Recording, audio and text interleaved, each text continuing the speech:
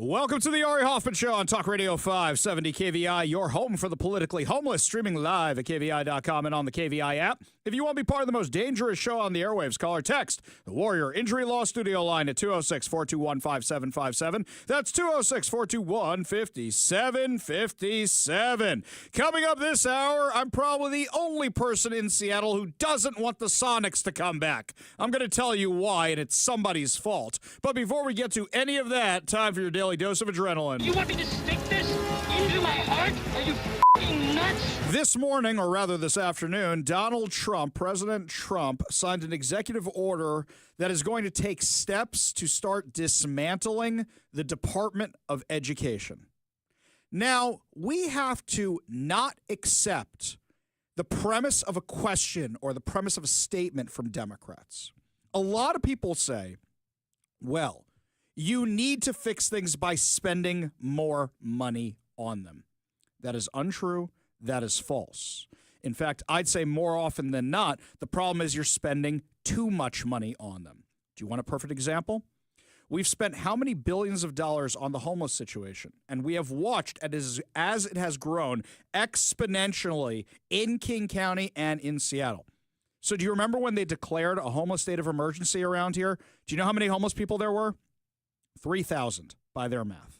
Now, their math isn't even sure how many homeless people there are, and it's somewhere between 13,000 and 30,000 just in King County. 3 to 30. How many billions of dollars has been spent? It's only getting worse and worse and worse. Nationally, Democrats, when Joe Biden was president, said, well, we can only seal the border if we spend more money. We need a spending bill for more border agents. We need spending. We need to spend. It turns out all you needed was a new president, just like President Trump said. You didn't need to spend any extra money at all. In fact, a lot of the countries we're dealing with right now are sending their own planes to get these guys because of whatever Donald Trump and crew are working out behind the scenes.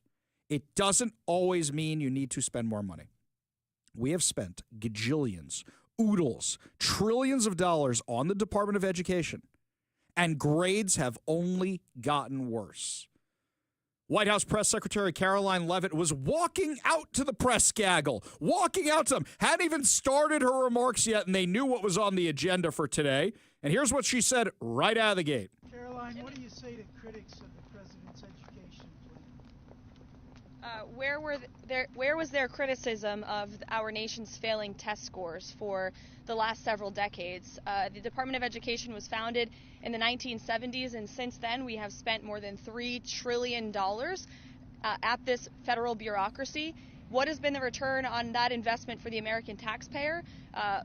Levels that are less than ideal, less than proficient. Our children's test scores are incredibly concerning when it comes to reading rates, literacy rates, math, and science test scores.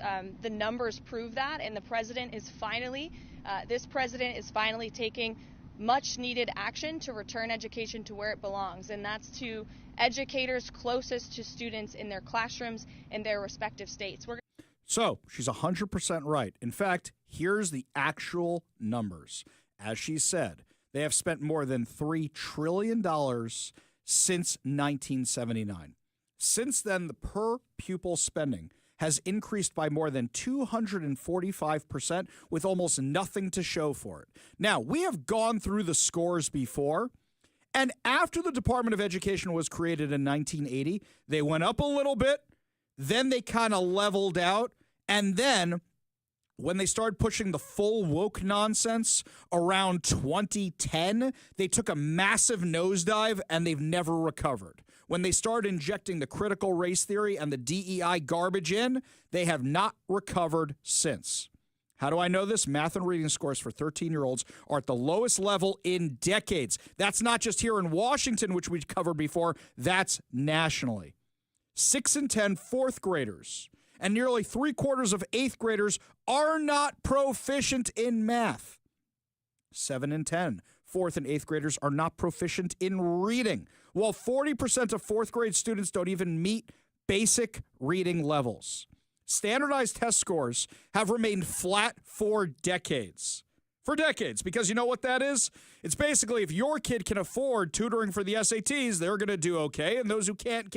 And those scores haven't changed much. U.S. students rank 28 out of 37 member countries in math of the OECD. So at that point, why are we spending more money on it? It makes no sense. Now, are we totally getting rid of the thing? You can't do that without an act of Congress. And in fact, the Senate is talking about bringing back their bill, which was going to get rid of the Department of Education, which went absolutely nowhere when Joe Biden was president. You need an act of Congress to get rid of the entire thing. What Donald Trump's doing is he's starting to chop the thing away. Now, Donald Trump comes into the room today, and at first, I didn't really like the way this was set up. It looked like you were using the kids as props. But then when I saw what happened afterwards, I got a smile on my face. Let me tell you what it is. You have a whole bunch of kids sitting at desks. Different races, different ages. You got this little Jewish kid in the front row sitting next to this giant black teenager right next to him. It's really adorable. It's kind of adorable, but they're all sitting at little pupil desks, and Donald Trump sits down at his little signing desk, and they're all around him. While he is signing the executive order, they're writing stuff on their little executive orders, and I don't know what they're writing.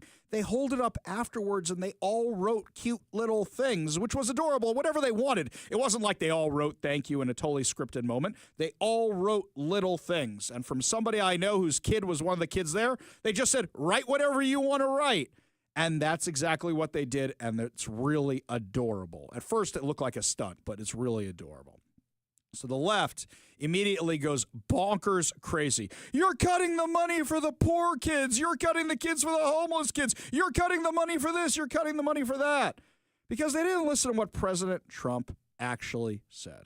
So first of all, why is he actually doing this? For all the reasons I just laid out. After 45 years, the United States spends more money on education by far than any other country, and spends likewise by far more money per pupil than any country, and it's not even close. But yet we rank near the bottom of the list in terms of success. It's an amazing stat. Those are two stats you don't want. The most money spent per pupil, and you're at the bottom of the list. And that's where we are, like it or not. And we've been there for a long time. 70% of eighth graders are not proficient in either reading or in math. 70%. 40% of fourth graders lack even basic reading skills, can't read. Students in our public elementary and middle schools score worse in reading today than when the department opened by a lot. In Baltimore, 40% of the high schools have 0 students who can do basic mathematics. Not even the very simplest of mathematics. I said, give me your definition of basic, and they're talking about like adding a few numbers together. Despite these breathtaking failures, the department's discretionary budget has exploded by 600% in a very short period of time, and employs bureaucrats in buildings all over Washington, D.C. And as a former real estate person, I will tell you, I ride through the streets of Washington, and it says Department of Education, Department of Education.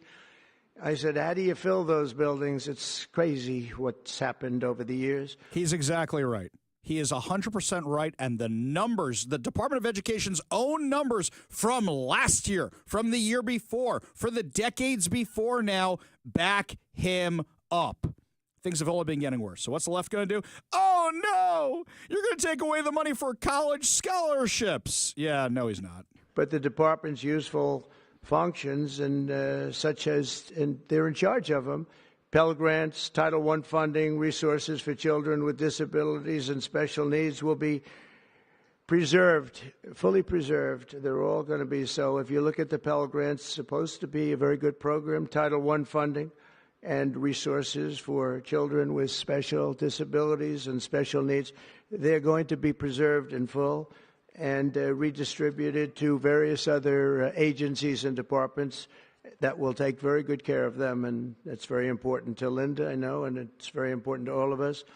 But beyond these core necessities, my administration will take all lawful steps to shut down the department. We're going to shut it down, and shut it down as quickly as possible. It's doing us no good. We want to return our students to the states where just some of the governors here are so happy about this. They want education to come back to them, to come back to the states, and they're going to do a phenomenal job. Now, the left is so predictable. The Seattle Times comes out with their version of the story, right?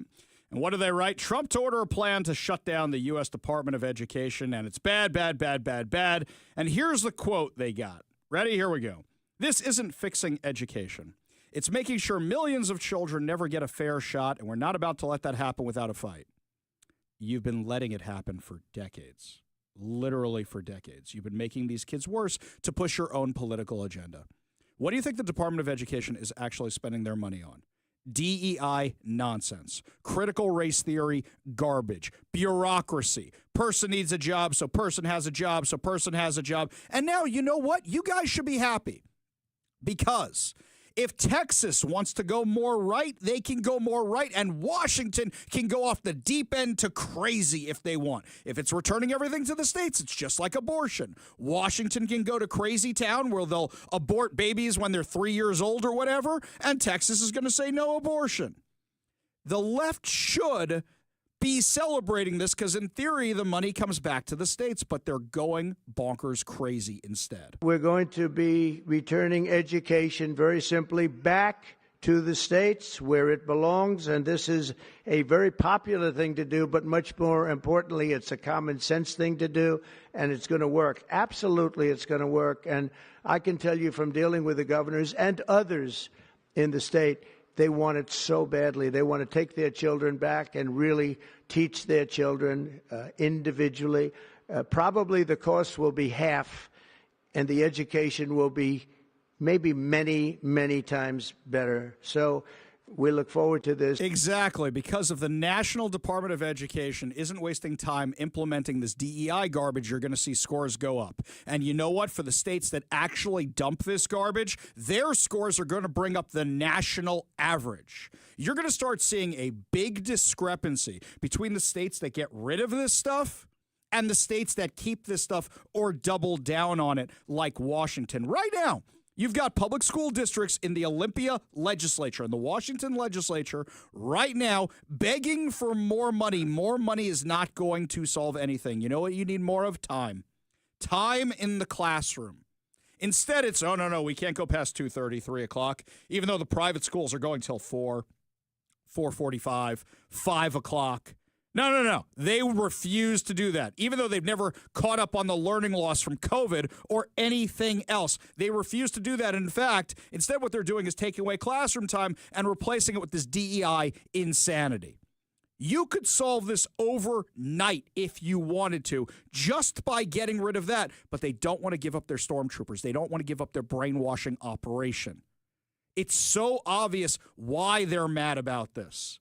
In fact, here's something fun. Randy Weingarten yesterday is now in full spin mode because she's in charge of one of the largest teachers unions, and now they're not going to be getting the money from the Department of Education anymore, which they can use for political candidates to basically get them elected, and then they do whatever they want and fund them more, and this whole cycle's over, so she's losing her mind. She's flat out lying now. Like, for example, claiming she never had anything to do with keeping the schools closed during COVID. Oh, that was just a Republican talking point, right? COVID was a terrible time for us. And as you know, because I was on your show a lot and other shows, I wanted schools to be reopened as early as April of 2020.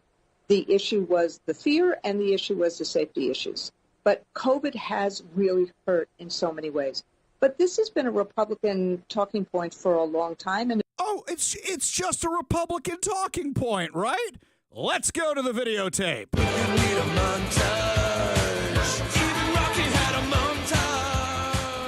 And if people are in high risk, they shouldn't be in school. They should be doing things remotely. Just because Donald Trump wants to take a risk with people who go to bars or beaches, those of us who have spent our life teaching kids are not going to take a risk with kids or with our members' lives. Remote and hybrid are really the only two ways you can reopen schools safely. You got to delay school opening because if you don't have the mask, how are you going to be able to do this? There's a huge difference between working in Walmart and working in a school. even a situation like Florida, where it was pretty clear that schools should not reopen, and where Miami schools did not reopen because you had people who were courageous and who were willing to defy DeSantis's denials. And why are they closing now? Martha, they're closing now because what the city said, and frankly, what lots of other places are also seeing, is a huge skyrocketing increase. Okay, now in the virus you're not surge. listening to me. What they're telling us, though, is that the wisest scientific move is to have children in school. Is that they're trying to figure out a regional way of opening and closing like they did after They the don't need to Jewish close. holidays. That's the point. In the They middle don't of, need to close, is the point. Martha. That when you hit that, it says a measurement established by the teachers union over the summer in order to reach an agreement to reopen in the first place was a 3% threshold. The mayor set the 3% threshold. What the teachers union did in New York City afterwards was to say these are the safeguards that we need and this is the testing we need. Given that, all of these experts and scientists say that children are safer in school. It's worked across Europe. It's worked across the UK. They never closed their schools during their second spike, and now they're in recovery. They're down 10%, and the kids are not missing out on their education. What they did in Europe and what they did in New Zealand is that they had national leadership that closed, that did masks, that actually closed the bars, that did some of those things, including the stimulus. Yeah, That's given what all we that, need they to still do. say the kids are safer in school. They're connected, Martha. The number's rising, They're but the kids are connected. safer in school. Randy Weingarten is literally fighting with Martha McCallum on Fox News to close the schools. But it's just a Republican talking point, right? Just a Republican talking point. Randy Weingarten is such a liar. She says, well, this doesn't really do anything. Well, if it doesn't do anything, why are you freaking out? The biggest concern is all the opportunity gaps that the federal government provides through the Department of Education. The federal education role is limited. There's no, except for the Department of Defense schools, which are not run from the Department of Education, or the Bureau of Indian Affairs schools that are not run by the Department of Education. It doesn't control any schools. In fact, it's the states that control schools. So if President Trump doesn't like what's happening in education, it's the states and local school boards that do it. So then why are you freaking out about the Department of Education being shut down? You make no sense. You defeat your own arguments. It's really entertaining. Personally, I'm riding high today. I'm excited about this today, but I want to know what you think about Donald Trump's executive order to start dismantling the Department of Education. I want to know what you think. You give us a call or a text at 206-421-5757. That's 206-421-5757. We go to the Warrior Injury Law Studio line. Take a call from our friend Transit Joe. Transit Joe, what's up, man?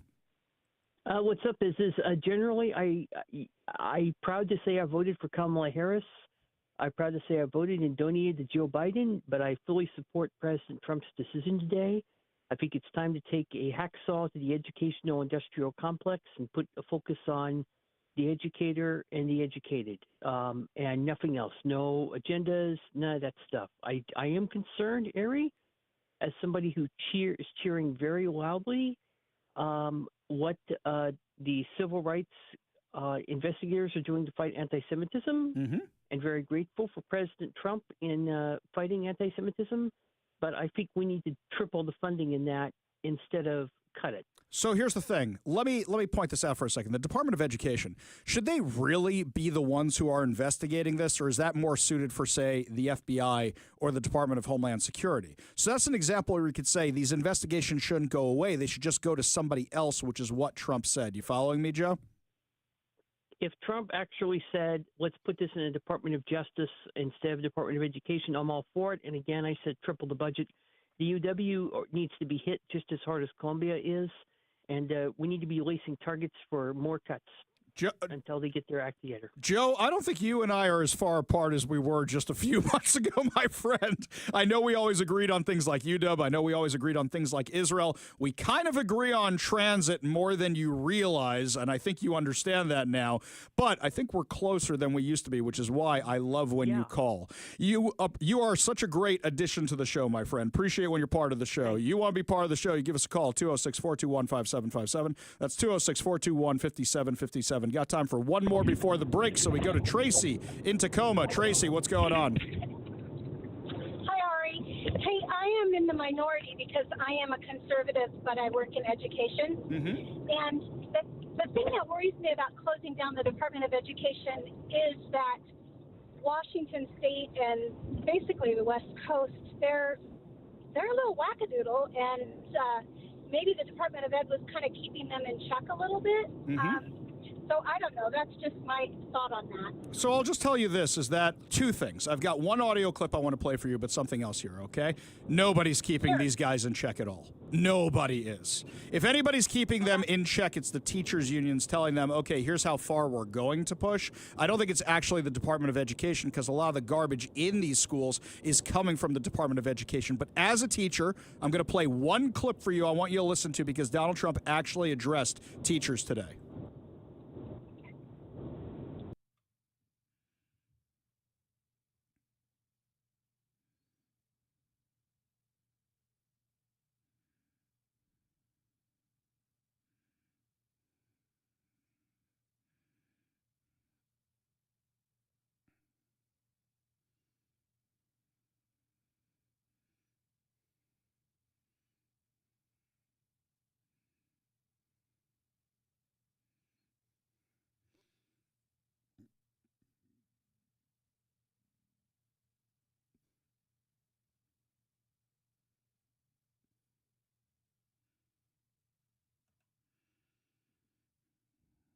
Now, the problem is, Tracy, is that kind of ties into what you were saying, is that as great as he's going to be for the teachers, the states are going to have control. So you're right. Washington, Oregon, California may get more wackadoodle, but every time I say I don't know how much crazier they can get, they find a way to surprise me, right? Yes.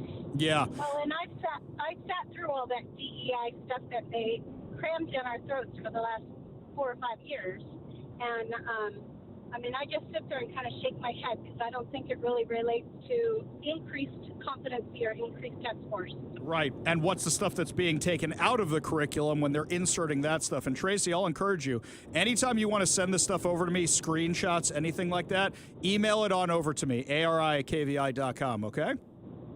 Yes, thank you, Ari. I appreciate it. All right, take care, Tracy. God bless you. Appreciate you being part of the show. You want to be part of the show, give us a call or a text at 206-421-5757. That's 206-421-5757. When we come back, my friends, I might be the only one in Seattle who doesn't want the Sonics to come back. And it's not that I don't love basketball. There's some people who are driving me to this. I'll explain.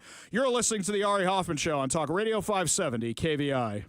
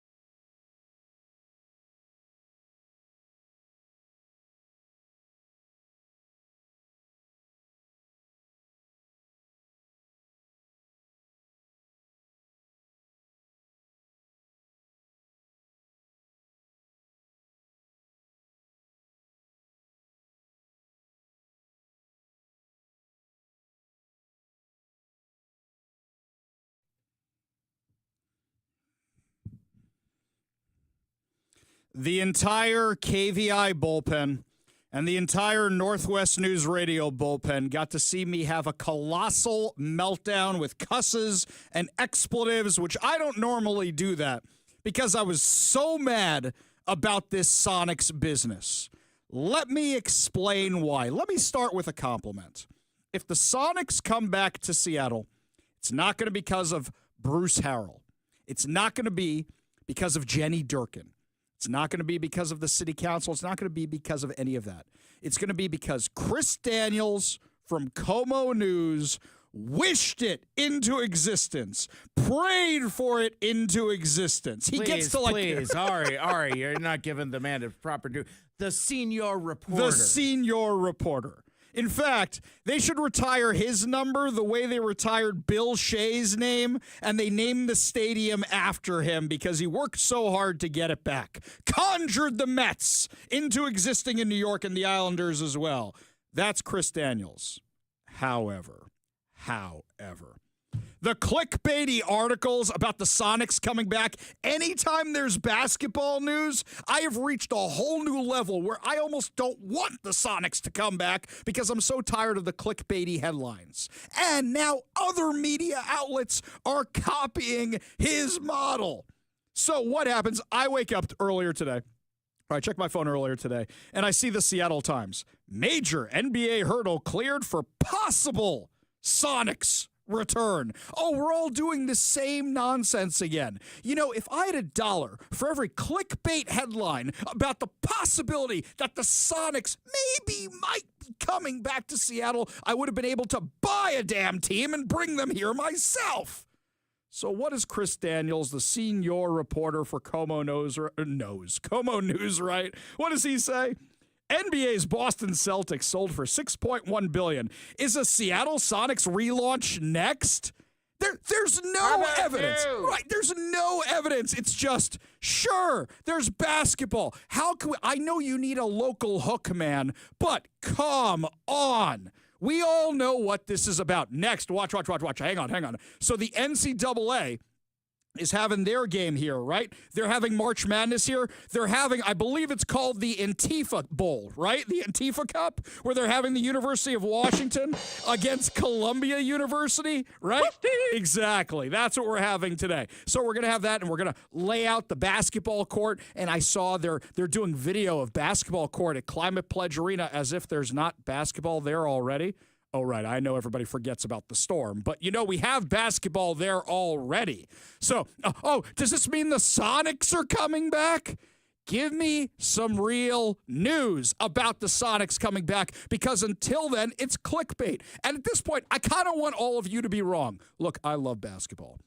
I wasn't very good at basketball, but for a while, I was the tallest kid in the yeshiva league. I was this height. So I just stopped growing in like 7th grade, and I've been this height ever since. So I was the center, and then by freshman year of high school, I'm the point guard because everybody else sprouted up overnight. So I wasn't very good, but you know what? I was tall and could wave my arms around and get in people's faces for a little while. My basketball career ended in 8th grade. I'm a Knicks fan, so clearly I hate my life, and the Knicks are never good, so watching them is not that entertaining anymore. I mean, sometimes, okay, they get a little bit here, they get a little bit there, fine, whatever.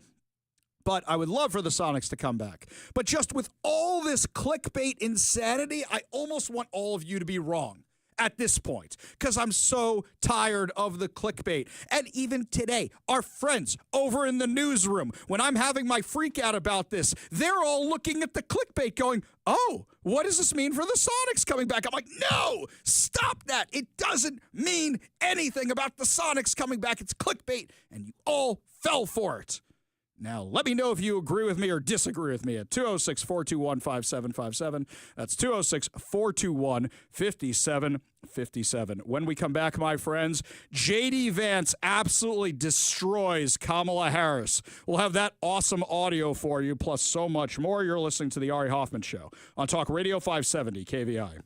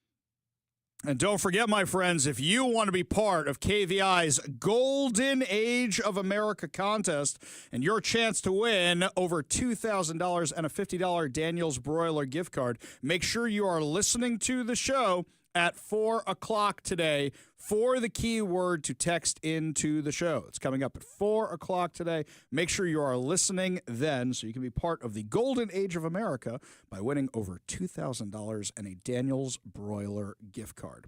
Well, J.D. Vance is on fire, by the way, and it's clear that they are ramping him up for 2028. I know Steve Bannon said something about, Trump's getting ready for term 3.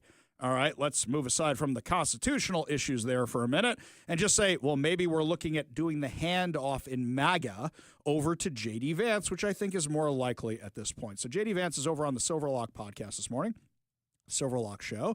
And as he's over there, he's taken a few dunks on Kamala Harris. And normally I'd say that's bad form, but it turns out our former vice president was having some bad form of her own.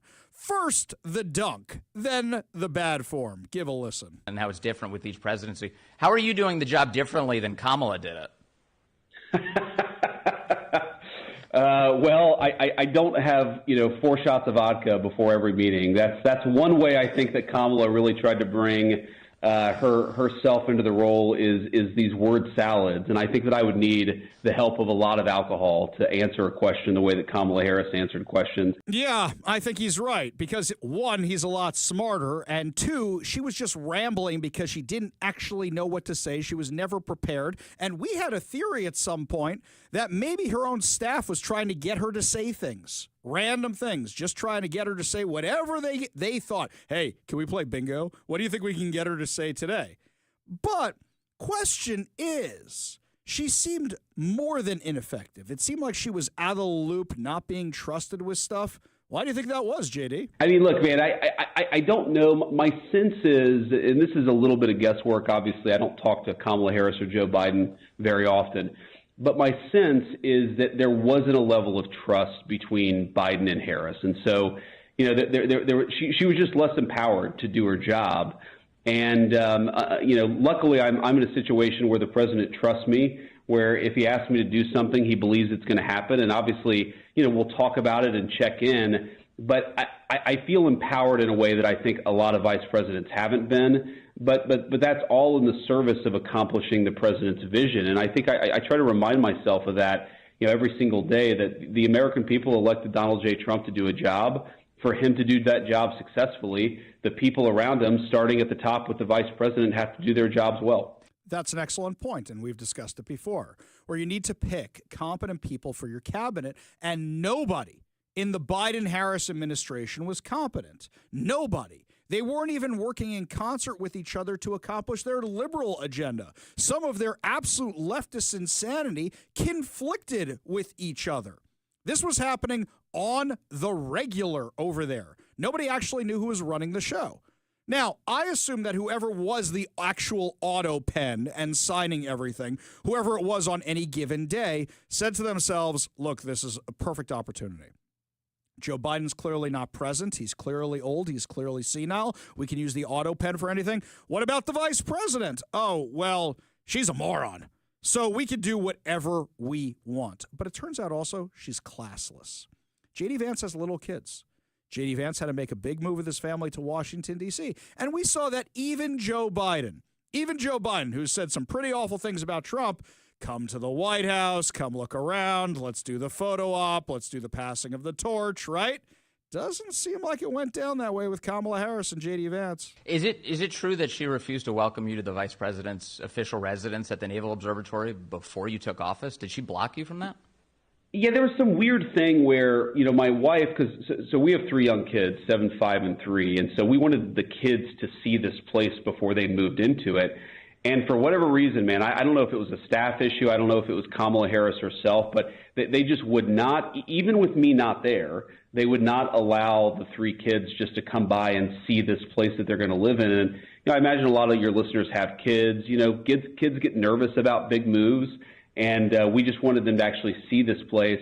That didn't happen, but it's all water under the bridge. The kids are living in the vice president's residence now. They love it. There's a lot of space, especially for Washington, D.C., and we're having a good time. How small? How small? I know you lost a lot. You don't even have to be there, by the way. Okay, you can't handle the ego thing. Go somewhere else with Doug and say, we're out of the house. Let the Vances come on by. How small? Mike Pence didn't do that. Mike Pence showed her around the Naval Observatory. Mike Pence is like, come on over to the house. No problem. How small? How petty? But does that actually surprise anybody? Oh, by the way, just like the Inslee administration, the Biden administration is the gift that keeps on giving. Tell me if this sounds familiar to you, longtime listeners of the Ari Hoffman Show. A convicted criminal whose prison sentence was commuted by former President Joe Biden is back behind bars. Oh, you mean like the Percy Levy thing that just happened a couple of days ago? Willie Frank Peterson, 52, was convicted of conspiracy to distribute cocaine. Oh, my God. It's the same charges, too. In 2023, was sentenced to 6 years, 3 months in jail. According to Fox News, his sentence began on September 13, 2023. Per a January 17th executive grant of clemency, Biden, or the auto pen, commuted Peterson's sentence to 20 months, allowing him to leave custody shortly after. But on Monday, Peterson was booked for multiple drug-related offenses in Alabama. The Dothan Police Department charged Peterson with 2 counts of unlawful possession of a controlled substance and 1 count of possession of marijuana. Peterson was also arrested for possession of drug paraphernalia and 3 firearms-related offenses. Wait a minute. I thought felons aren't allowed to have firearms. How'd he get the guns? This is the same nonsense we saw with Percy Levy, the treasurer for Black Lives Matter, Seattle King County, who Jay Inslee let him out of jail with his clemency order, and then the guy was arrested with enough fentanyl to kill a third of Snohomish County. Yeah, talk to me again about criminal justice reform. Maybe some people are criminals and belong locked up away from society so they can't hurt anybody else, because I believe that if you are a drug dealer, you are a mass murderer. We don't know how many people that Percy Levy killed by selling those drugs to them. We will never know how many people he killed. So it looks like Jay Inslee, Joe Biden, man, 2 peas in a pod in retirement. Their legacies being undone by their own bad judgment. When we come back, my friends, Snow White gets her Rotten Tomatoes score. Has anybody actually seen the movie, though? You're listening to the Ari Hoffman Show on Talk Radio 570 KVI.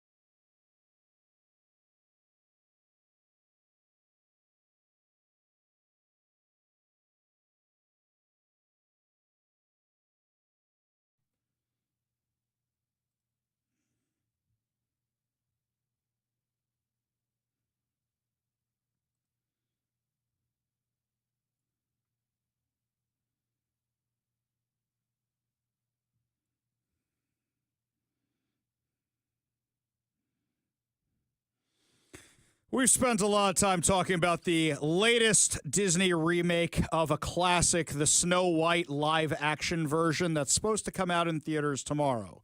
Let me emphasize that again. Supposed to come out in theaters tomorrow. But conservative media is jumping all over the Rotten Tomatoes score of it being so terrible.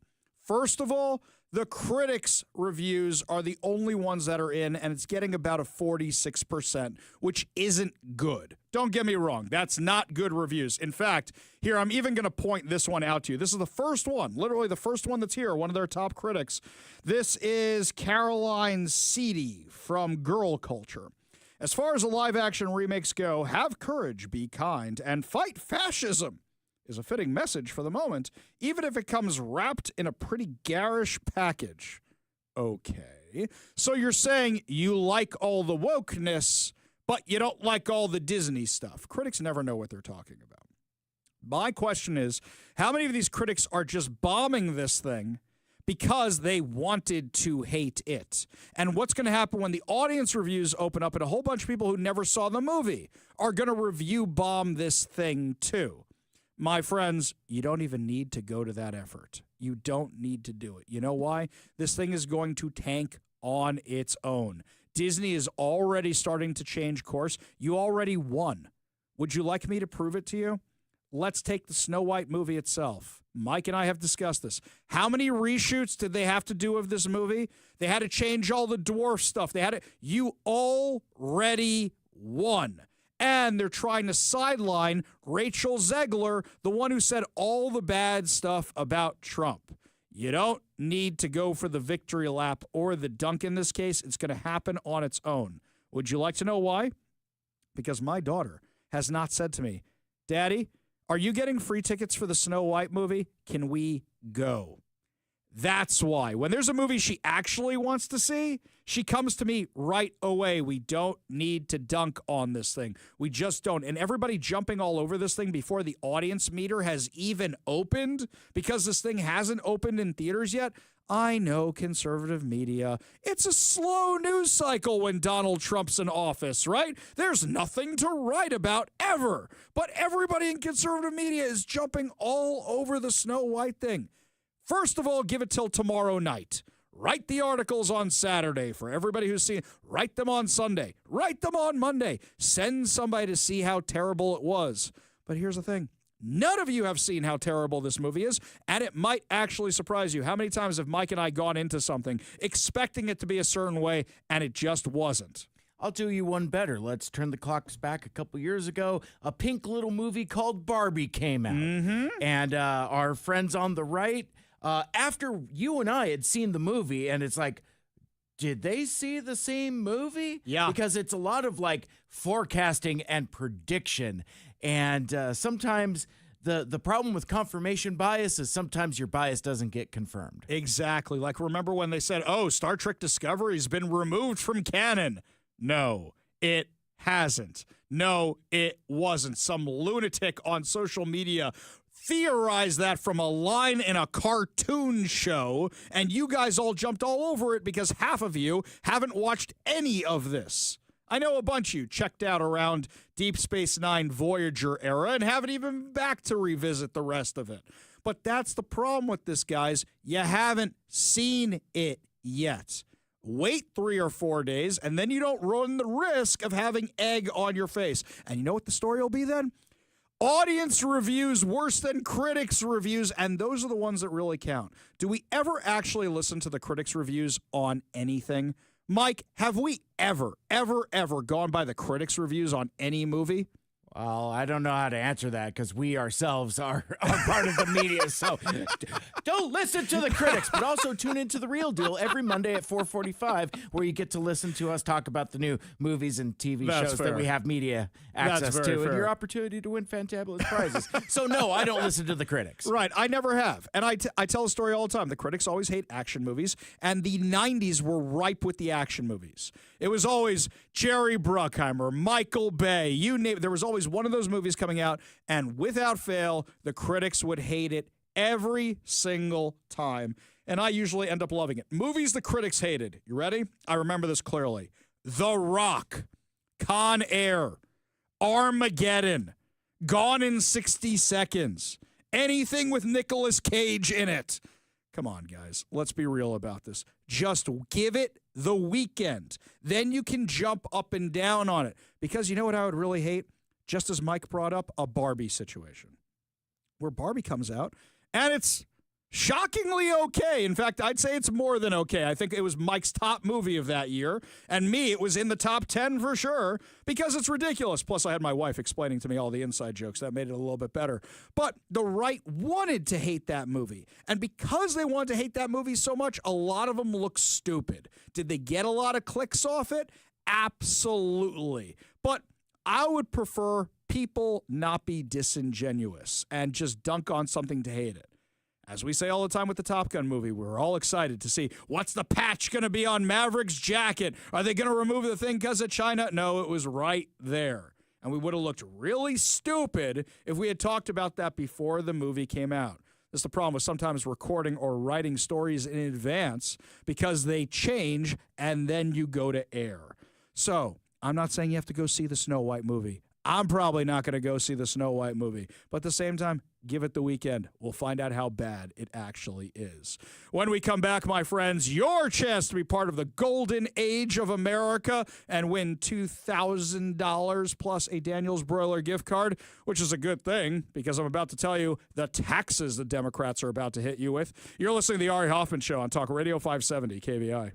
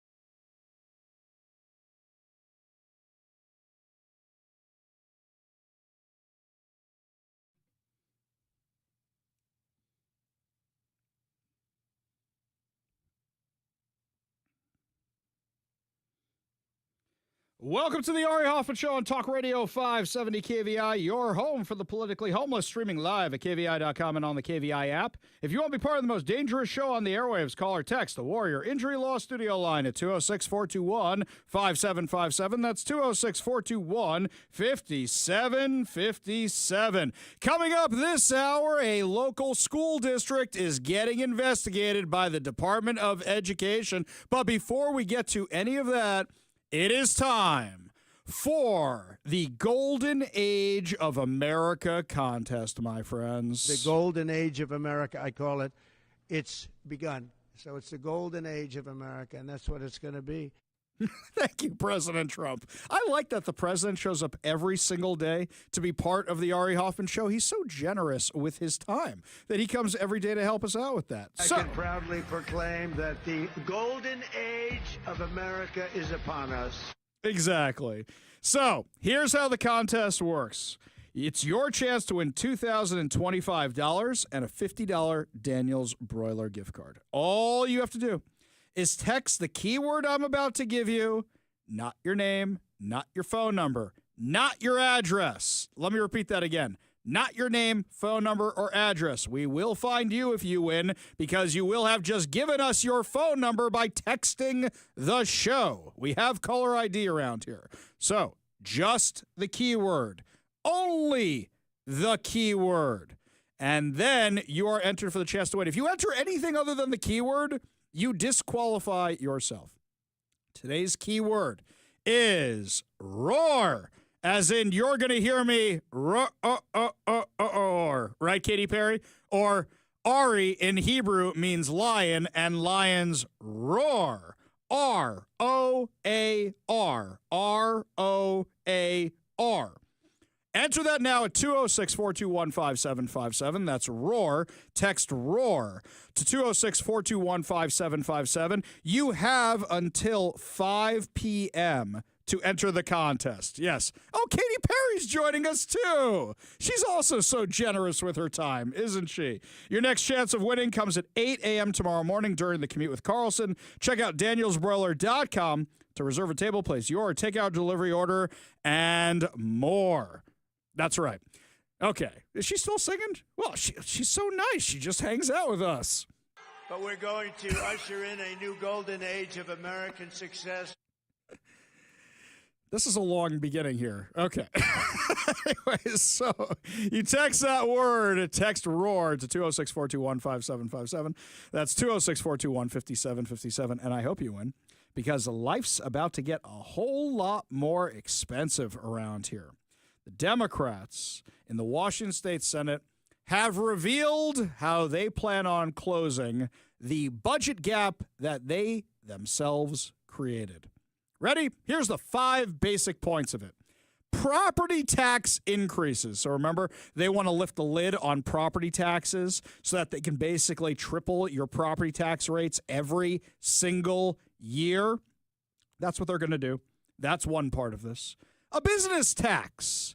So, according to the Washington State Standard, also on the list is a statewide version of Seattle's Jumpstart tax. Oh, you mean the head tax, which caused Amazon to literally leave Seattle? Large employers would pay a 5% tax on payroll expenses above the Social Security threshold, currently at $176,100 per year. This tax is limited to companies with the $7 million or more in payroll expenses. Now, they're trying to make you think that's a lot of money. It's not. A small business I used to run had close to $1 million in payroll expenses every single year, and that was a mom-and-pop, small-time business. Lots of businesses are going to be affected by this, and lots of people are going to say, you know what, screw it. This is the nail in the coffin. I am out of here. It's going to affect 5,289 businesses. Businesses already paying the tax in Seattle would be exempt. Oh, mazel tov. So this is basically just let's get Amazon because they're in Bellevue. We can get them. By the way, what's to stop Amazon from leaving? No joke. What's to stop Amazon from leaving? They have headquarters all over the country. They don't need us anymore. They could sell the spheres to Greenpeace or something. They don't need to be here. Jeff Bezos already left. How many more businesses do you want to chase away? But here's something else. Now, if a business is paying your stupid tax, you know what they don't have money for? To hire more people to come here. So aside from chasing away the businesses, they're not going to be expanding. They're not going to be hiring more people. This is dumb. Also, the wealth tax. Right. They're going to target an individual's wealth over $50 million. You know what wealthy people can do that the rest of us can't do? Pick up and leave. So what happens is when they don't get as much money from the wealth tax, what they miss out on because Bezos moved? Was it $250 or was it $500 million in taxes? I think it was somewhere between those two. That's what they lost because of it. It affected their budget numbers. Bill Gates, any of these lefty liberals are going to say, we're out of here. Bye-bye. In fact, Nick Hanauer has already said, yeah, guys, this is really, really dumb. What are you doing? And this is a guy who pushes every tax that they do. And the wealthy can leave. So what are they saying is the consolation prize? Oh, we're going to reduce the sales tax. Oh, reduce the sales tax. Well, that sounds nice. Well, it's 6.5% right now. You're going to reduce it to 4%, 3%, 2%, 1%? Nope, not even a full percentage point. We're going to go down to 6% from 6.5%. Oh, bravo. Wonderful. Thank you. I'm really going to feel that in my wallet, right? But you know why they did that? So they get to claim in the lefty media, oh, and there are tax reductions as well. They're not technically lying, but they're not telling you the whole truth either. This is exactly what was leaked in those documents from Senator Noel Frame that she sent to the entire legislature. It's, oh, we're going to say it's about taxing the wealthy. Do you realize they're going to take the jobs with them? Do you realize how bad this is actually going to be? This is going to be terrible for Washington. This is going to be terrible for companies. And you know what? Things are only going to get worse. Now, up until now, the Democrats have been able to say, well, the economy keeps growing and growing and growing and growing and growing. But that ain't actually the case anymore. According to the Daily News, Washington will collect nearly $845 million less in revenue over the next 4 years than projected in November's forecast. Oh, you mean our state economy is finally beginning to shrink? Not that I was rooting for it, but I was wondering when that was actually going to happen. The much-anticipated revenue estimates released on Tuesday came as the state grapples with an operating budget shortfall, estimated to be as much as $15 billion over the same 4-year period, at a time of great economic uncertainty with potential unknown actions by the federal government. So what you're starting to see is the economy go down a little bit and go down a little bit. Now what happens when you hit people with taxes? They move their businesses, they move themselves, they don't hire as many people, they hold on to their money because now they need it for taxes, and they're not investing it in growing their businesses. They're not investing it in the economy. So you guys are going to do this?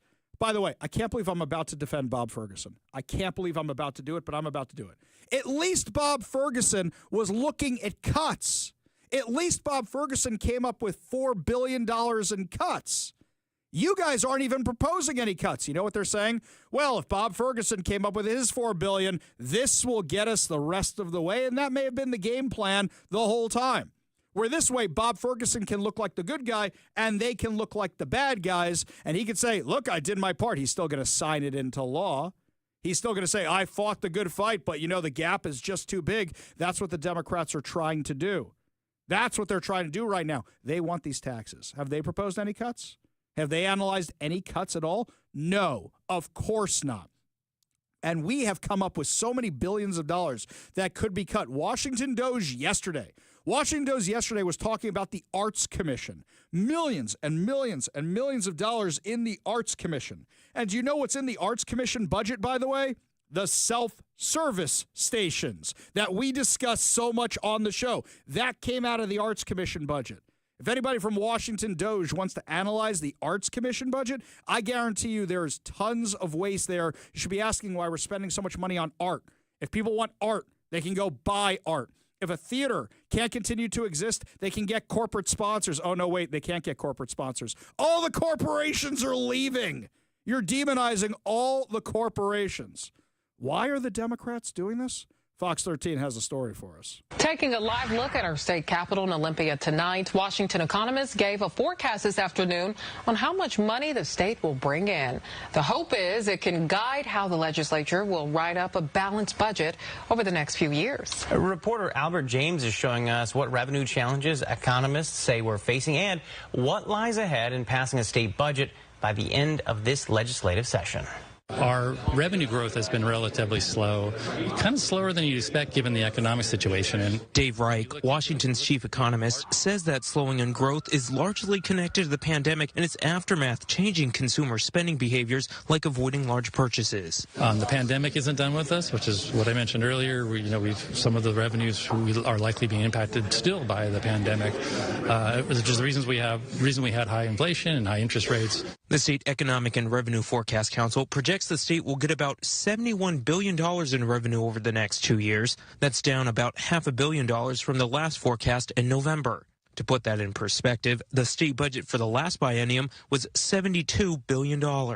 And budget leaders have said the state will need to pay more moving forward to maintain current levels of services and programs.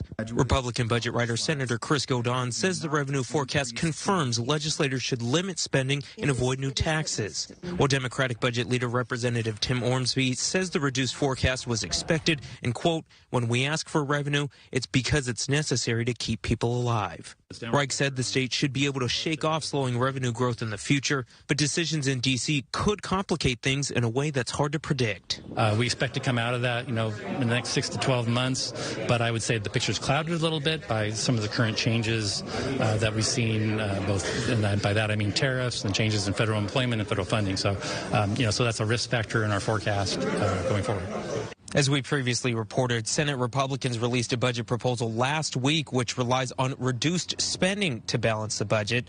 Democrats in the House and Senate say they'll release their proposals on Monday, which are expected to include taxes on the wealthy to bring in new revenue. At the state capitol in Olympia, I'm Albert James reporting. The first time they mentioned taxes was the very end of that report. Until then, it was revenue, which is code for taxes. Oh, and we need to tax everybody to keep people alive. That's what they literally said, the Democrats. If you don't raise taxes on yourself, people will die. And you're a murderer. You evil, MAGA, Trump-supporting Republicans are going to kill Grandma. How are we going to do that? By not raising revenue. That's literally what they're saying. It's insane. You know what's going to kill Grandma? You know what's going to price Grandma out of her home? Your insane taxes.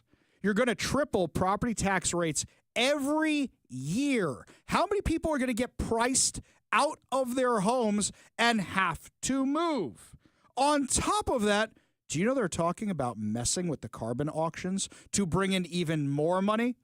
We did the article just a few days ago about how much gas prices are going down in 35 states across the U.S., but not here in Washington. In fact, here they're going up and up and up because they are reducing the amount of these stupid things that they sell for this imaginary carbon auction system just to rip you off. So we're going to see over the summer, gas over $5 a gallon? Easy? Definitely easy. Meanwhile, I was in New York not too long ago. Their prices are almost half of ours. Florida, almost half of ours as well. It's crazy. So now, according to Fox 13, lawmakers are considering stricter carbon standards for fuels used in cars and trucks. Supporters of the move argue that the state needs to step up to support the environment. What? None of this actually does anything for the environment. As we read from the Center Square analysis, over 90% of the money from the Climate Commitment Act is not even going to the environmental projects. It's going to other garbage. And here's something else. Fuel prices affect your utility rates, and those are going up as well. What's that going to do for Grandma in her house? Tell me about that when Grandma can't afford her heat anymore because you guys have taxed it so much. Oh, well, will Grandma even be alive because we have a massive crime spike going on right now? And now King County is moving ahead with defunding the police, trying to scare you into supporting this property tax increase or you're not going to have police officers. That's right. King County, Dow Constantine, they never got off the defund the police bandwagon. Here's what they're doing. Como News has a story for us. Yeah, Preston, some residents worry about response times with the reduced staffing, but the King County Sheriff's Office reassures the public that they will be responding to those emergency calls. Certain neighborhoods in unincorporated King County will see less deputies respond to incidents because of the reduced staffing. But residents worry about police answering their 911 calls. It does probably some concern if in case something's happening, that I don't have the guarantee about the police officer or law enforcement officer will come to the scene.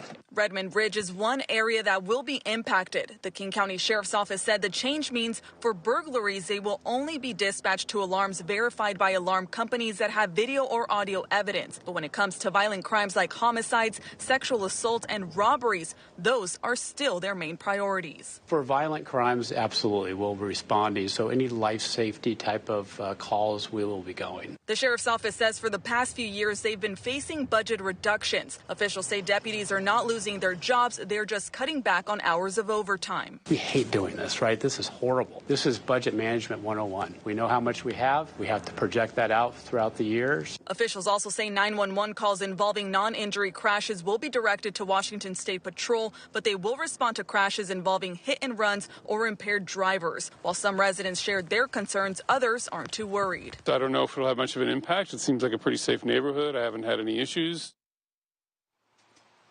Now, officials say that this is just the first phase and that if needed, they will reduce more staffing, not just in patrols, but also for their investigative and special units. But for now, reporting live in Redmond Ridge, Karina Vargas, Como News. All right, last part is key.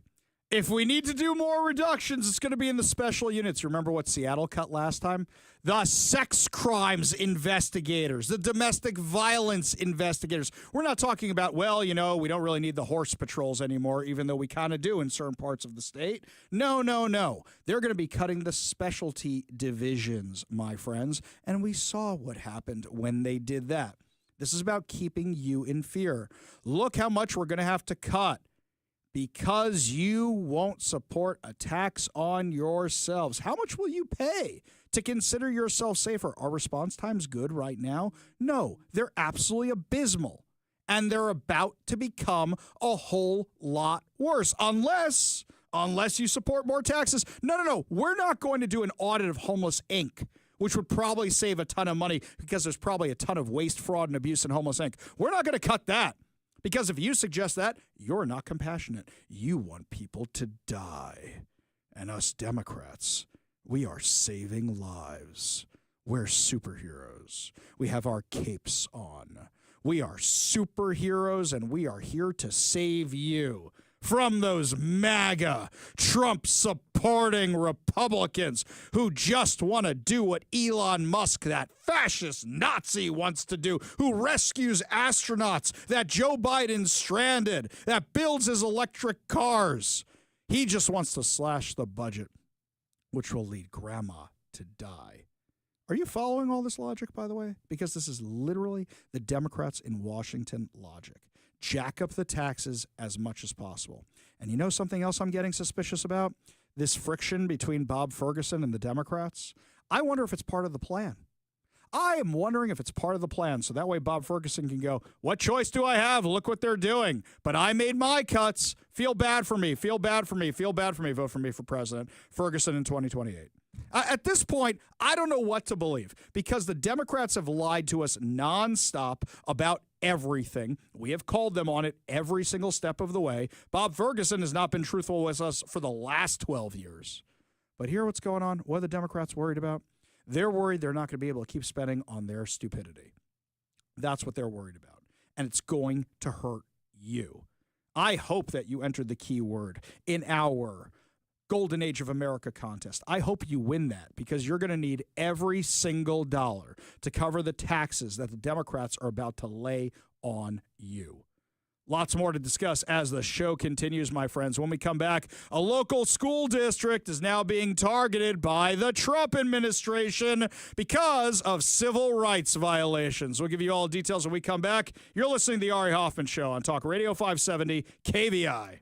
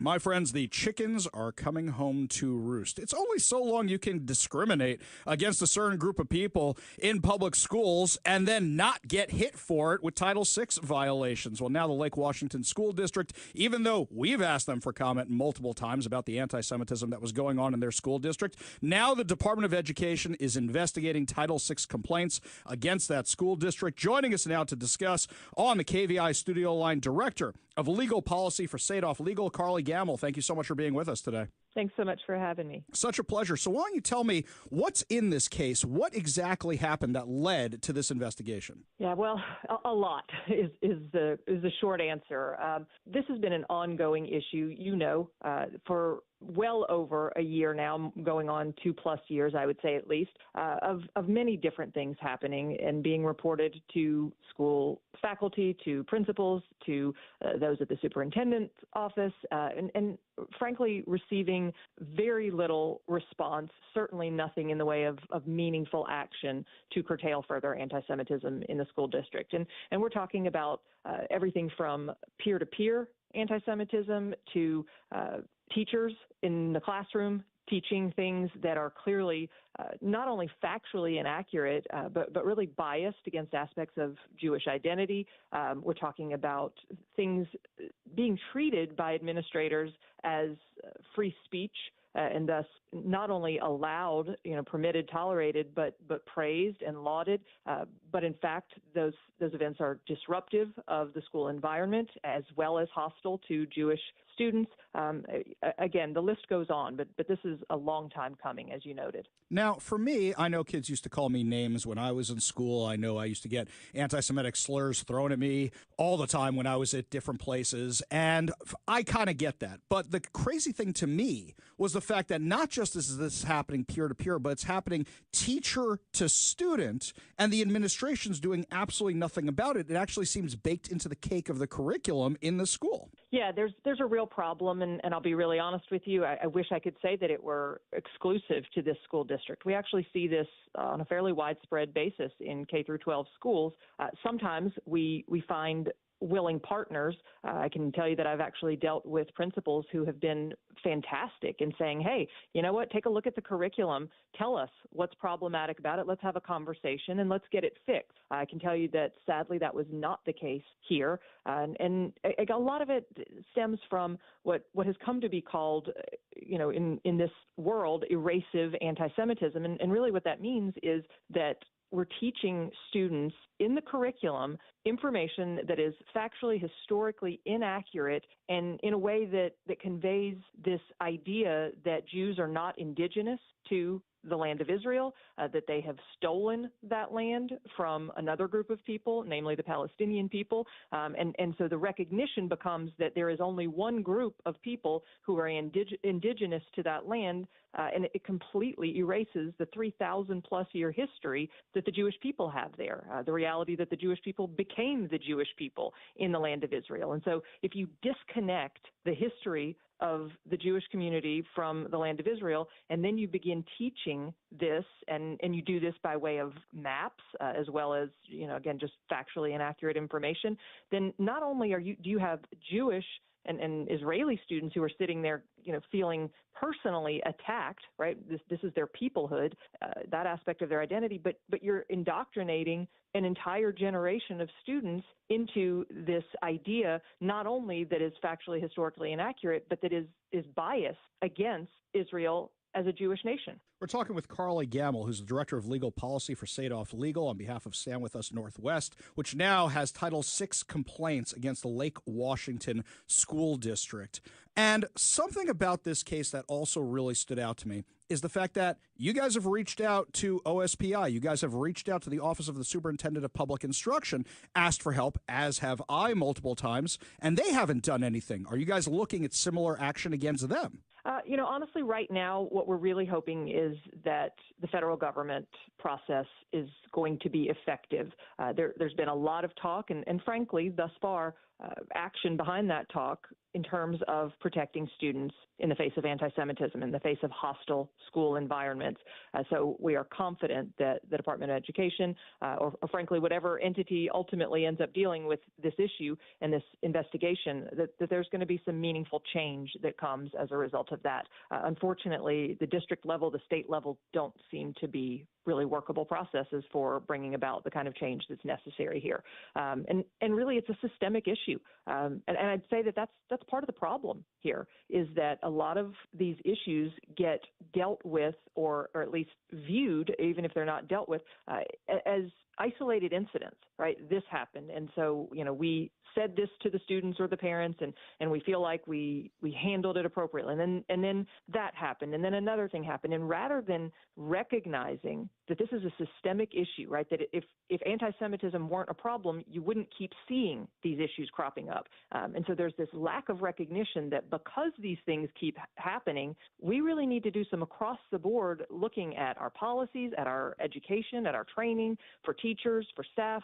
It's a problem system-wide. I'm just thinking about the fact that if there were people in KKK hoods at these schools calling for the deaths of black people, black kids, black students, everybody would rightfully condemn that, and this would be shut down. But it seems like there's no space for Jews on the intersectional scale. And this is something that's not just in history. It's also, well, you're privileged people. I mean, they do this to Asians also.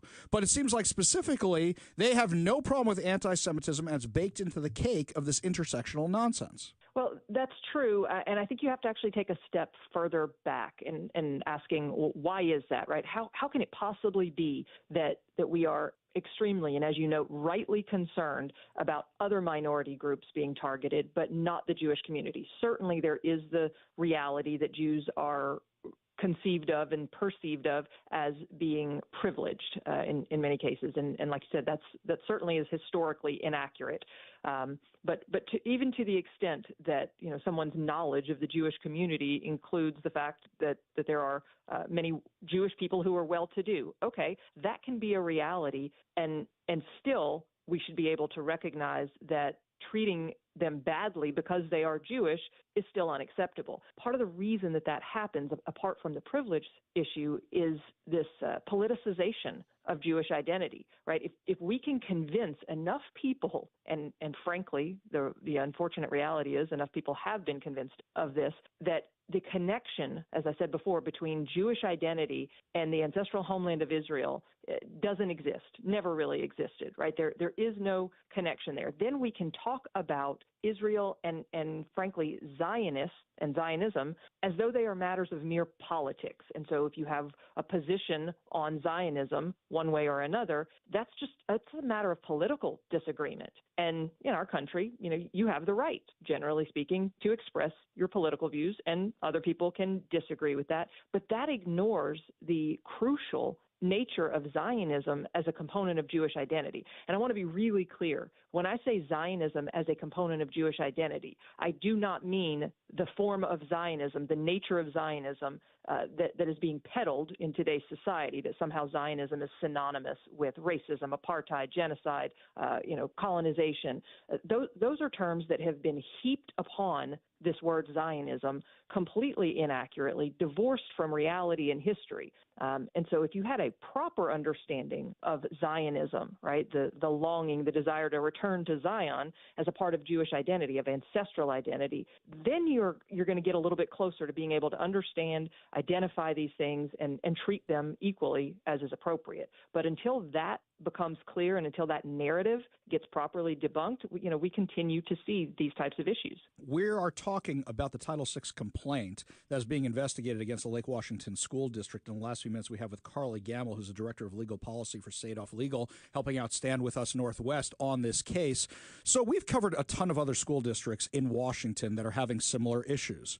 Why the Lake Washington one? Was that the one you guys decided to start with? And are there other school districts that are likely going to be hit with similar investigations coming up soon?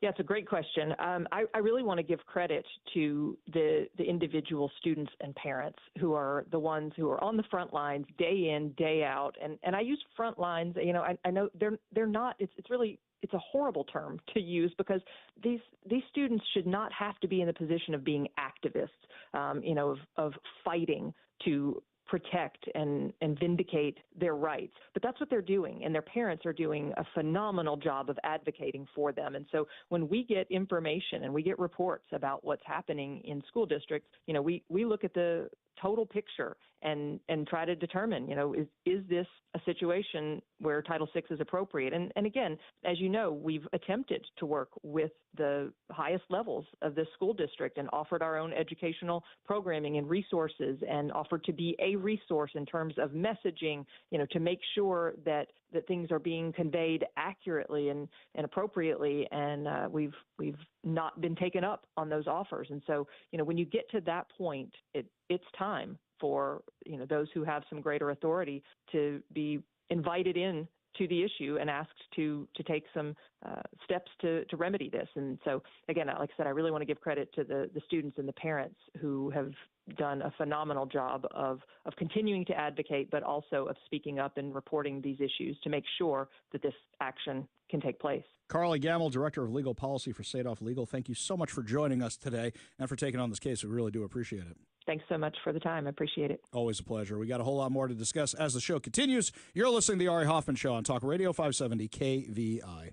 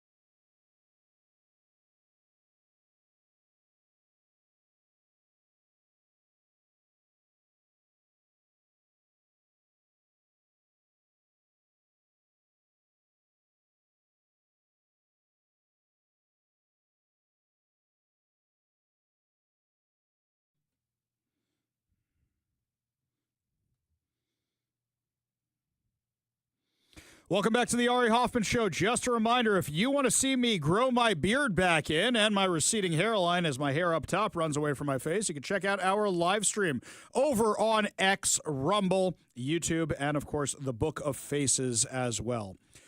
So, COVID, for a second. I saw this article from the New York Times, and I couldn't believe I was seeing this in the New York Times. Here's the headline.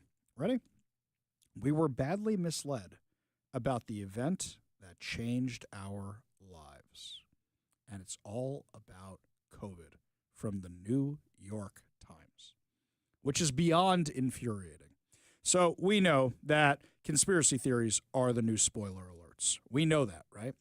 And we were saying this don't make sense for a long time.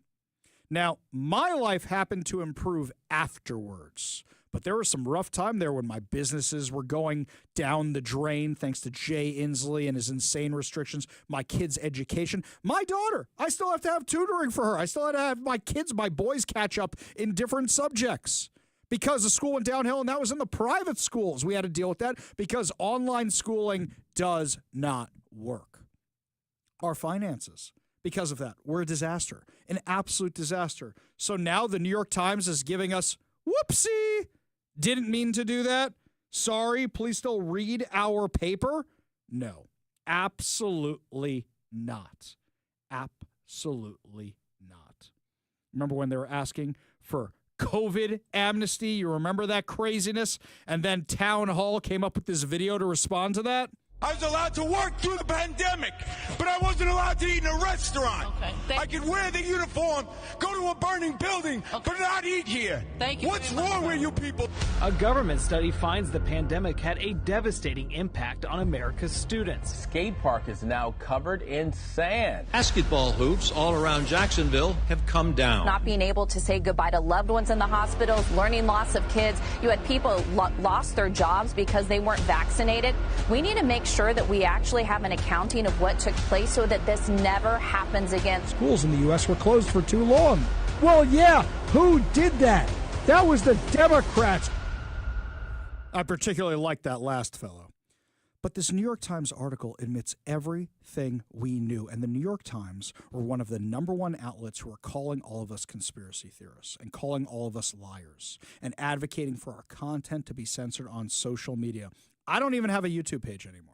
The show gets streamed through the KVI YouTube page because my page had so many strikes on it because I had Dr. Robert Malone on talking about the RNA vaccine and how you shouldn't be using it this way. I got strikes, and it led to my account being pulled. I had Donald Trump on my show talking about a lot of the stuff, led to my YouTube account being suspended. What else is in this article? That Fauci, Francis Collins, Jeremy Farrar coordinated a media strategy to discredit lab leak discussions. Emails show they worked behind the scenes to smear and silence anyone who questioned the official narrative. But the New York Times was part of that, right? So it's all okay now that they're finally admitting it's all okay. The Biden administration and intelligence agencies pressured social media platforms like Twitter and Facebook to censor lab leak discussions and label them as misinformation. Christian Anderson, Robert Gary, and other scientists knew the truth but covered it up. Behind closed doors, they admitted a lab escape was likely. In public, they dismissed it as a conspiracy theory. Jeremy Farrar, or rather The Who, got Jeremy Farrar a burner phone to secretly coordinate meetings with Fauci, Collins, and top scientists to ensure their discussions stayed off record. Christian Anderson, Robert Gary, and Eddie Holmes strategized how to mislead the New York Times reporter Donald McNeil Jr., making sure he didn't dig too deep into the lab leak theory. So that's why the New York Times is mad, because they feel personally slighted. You know what, guys? You should have kept digging, because when things don't make sense, I keep digging. Oh, a bat did it, right? That's why all of a sudden we have this. People are eating bats. The Proximal Origin paper, authored by Anderson, Gary, Holmes, Andrew Rambit, and W. Ian Lipkin, was a coordinated effort to mislead the public. Private Slack messages reveal they believed a lab escape was not only possible, but likely, yet they publicly denied it. EcoHealth Alliance helped covering for the Wuhan Institute of Virology, despite knowing their risky gain-of-function research could have caused the outbreak. The Wuhan lab, this bat nonsense, had horrible safety protocols, and yet they expected the public to just believe that a lab leak was impossible? Give me a break. Give me a break. We were right the entire time, and they called every single one of us liars. But notice the only thing they're talking about in this article, the lab leak theory. They're not talking about the responses, because then they'd have to criticize themselves how they advocated for masks, and they advocated for school shutdowns, and they advocated for stay home and stay healthy, which lasted for 2 years in some cases. Their house crumbled a long time ago. Now they're trying to save face, save their reputation, and save subscribers without admitting they were wrong. This one gives them cover because they can claim, oh, the New York Times was lied to. Lots more to discuss as the show continues. Elon Musk gives an interview and talks about why people are coming so hard for Tesla. We'll give you the details and that awesome audio for you when we come back. You're listening to the Ari Hoffman Show on Talk Radio 570 KVI.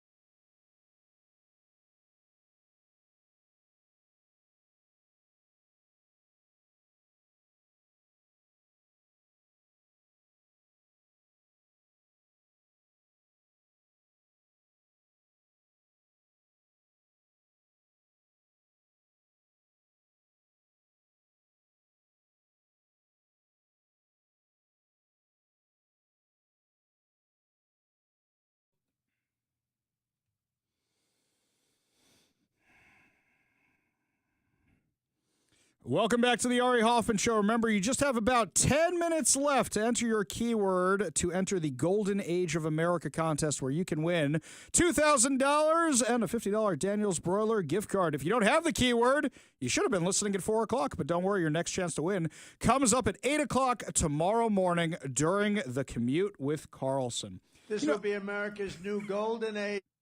Exactly right.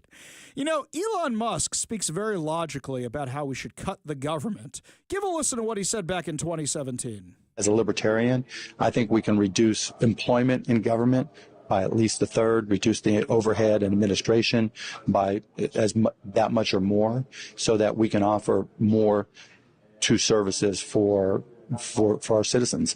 And so if when it comes down to it, where I tend to disagree with everybody, and this is the libertarian in me, I'm happy to push down the size of government, and I'm happy to work on making government more efficient, because then more money can pass through and help the people who need it.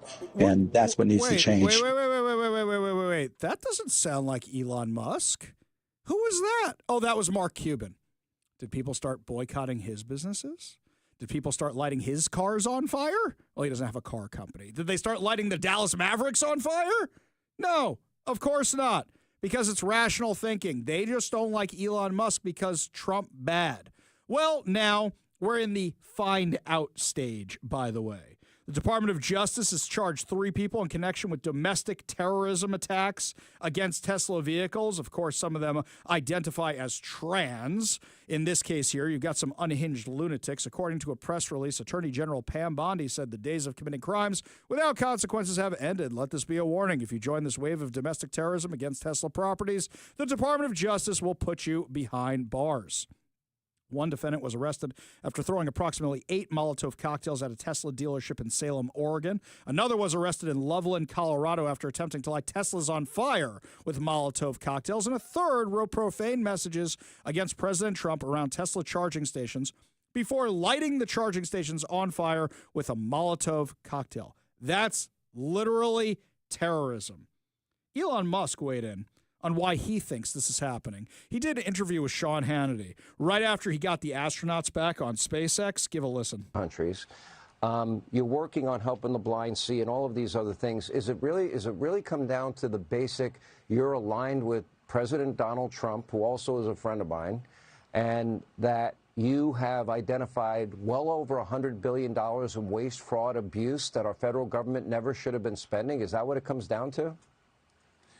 Yeah, it turns out when you take away people's, what the money they're receiving fraudulently, they get very upset, and they basically want to kill me because I'm stopping their fraud, and they want to hurt Tesla because we're stopping this terrible waste and corruption in the government. And well, I guess they're bad people. Bad people will do bad things.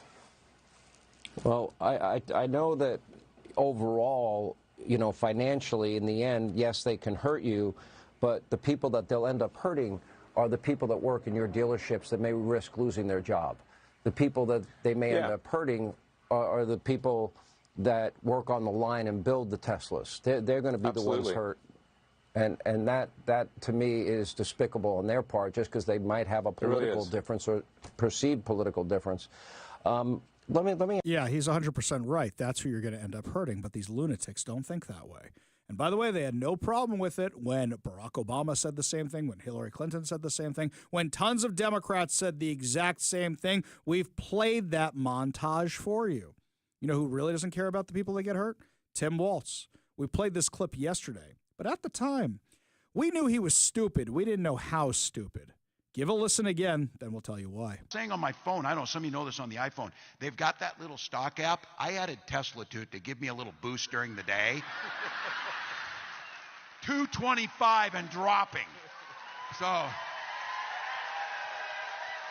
and if you own one, we're not blaming you. You can take dental floss and pull the Tesla thing off, and take out, just telling you. So here's how dumb Governor Walz is, as if you didn't know how dumb Tampon Tim was already. According to Bill Malugin from Fox News, as Governor Walz gloats about Tesla stock dropping. Records from the Minnesota State Board of Investment show that as of June 30th, 2024, the state of Minnesota had 1.6 million shares of Tesla in its retirement fund and 211,000 shares of Tesla in its non-retirement fund. So he's excited that the retirement fund of the state he's governor of is getting devalued. That's how dumb he is. Oh, by the way, Tesla may be having some problems thanks to all this because now insurance companies don't want to insure the things because they're worried about them getting lit on fire. But this little headline didn't get the media attention. X, otherwise known as Twitter, has regained its $44 billion valuation, the same amount Elon Musk paid for it when he acquired it in 2022, which means he turned the company around and now it's making money even after he fired a whole bunch of people that were just waste. That actually bodes well, not just for Twitter, but also for the federal government, who he's doing the exact same thing to right now. When we come back, the left's reaction to Donald Trump starting to dismantle the Department of Education. You're listening to the Ari Hoffman Show on Talk Radio 570 KVI.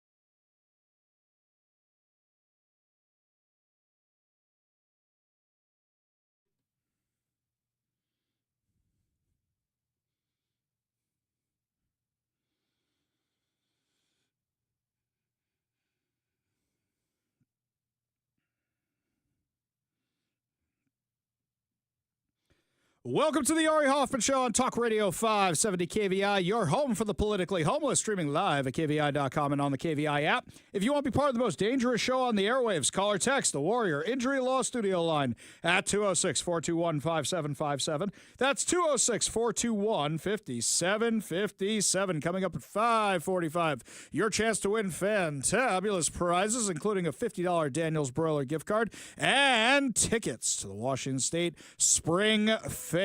But before we get to that, my friends, today, President Donald Trump fulfilled yet another campaign promise and signed an executive order that's going to start defunding the Department of Education, start dismantling the Department of Education. Why is he doing it? Stephen Miller answered this morning on Fox. The Department of Education here in Washington, D.C., is overwhelmingly staffed by radical left Marxist bureaucrats who are in every way hostile to Western civilization, hostile to American interests, and hostile to our founding documents and culture. And so they are using their position and influence inside the Department of Education to try to force agendas like radical gender ideology, like critical race theory, like diversity, equity, and inclusion, and all kinds of anti-America curricula and policies on the American people, on our students, on our children. So it's taking away from parents the ability to control and direct the education of their own kids, of their own families. So what we're going to do under President Trump's leadership and direction is to return that authority to the greatest extent possible to the local level where parents can control outcomes, while at the same time making sure that no federal funds are used to support racism, to support gender ideology, or support other ideas and principles that are offensive to the American taxpayer. So I am in favor of this move. It's going to be great for all the states that still have common sense. It's going to be terrible for us here in Washington. Why? Because if the decisions are going back to the states, they're only going to get crazier with no government oversight. Oh, wait, who am I kidding? We know what the government oversight was. He just said it. Marxism, crazy communism, all this other gender ideology nonsense they were trying to put in the classrooms. And I love how the left is absolutely having a conniption about Donald Trump shutting down the Department of Education. Now, they've been putting in tons and tons of money. About over $3 trillion is the latest estimate. And scores have only been getting lower and lower and lower. But they're freaking out that Donald Trump says money's not the answer and that Donald Trump's going to cut anything if they don't do what he says. Funny. You know what I find entertaining about this? People in Washington State who threaten to cut funds if you don't do what they say. So we're having the exact same thing with creepy Chris Reykdal. KATU has a report for us of what happens if you go head-to-head with Chris Reykdal in Washington State. An investigation has wrapped up surrounding the LaCenter School District. Washington State education officials have determined the district discriminates against students and families when it comes to their approach to gender inclusivity and rights of queer and transgender students. And now that district is pushing back. Good evening. Thanks a lot for joining us, everybody. I'm Steve Dunn. And I'm Deborah Knapp. The district says it's the parents' right to know if their child wants to use a different name or pronoun. The state has now ordered the district to make changes within the next 45 days to comply with state policy. LaCenter is a small, rural community. There are roughly 1,750 students in the entire school district. That's kindergarten through 12th grade. And right now there's a bit of a showdown between the Department of Education for the state, known as OSPI, and this small district. OSPI claims LaCenter is violating anti-discrimination policies centering around pronouns. Peter Rosencrantz, LaCenter's superintendent, disagrees. I vehemently deny that we have violated state policies. The challenge that we face is that when we're here to educate children. That's really it. We're not here to raise children. And the challenge we face is there's language within the policy that seems to have left parents out. Washington State's policy is to have students tell staff their preferred pronouns. The state's school superintendent wasn't available for an on-camera interview, but according to the investigation, the state determined the district discriminates against students based on gender identity by expressly prohibiting district staff from asking any student their gender pronouns. Here's where the superintendent says it doesn't work. So you could have a situation where a child will say, I don't want my parent to know, and then we're in the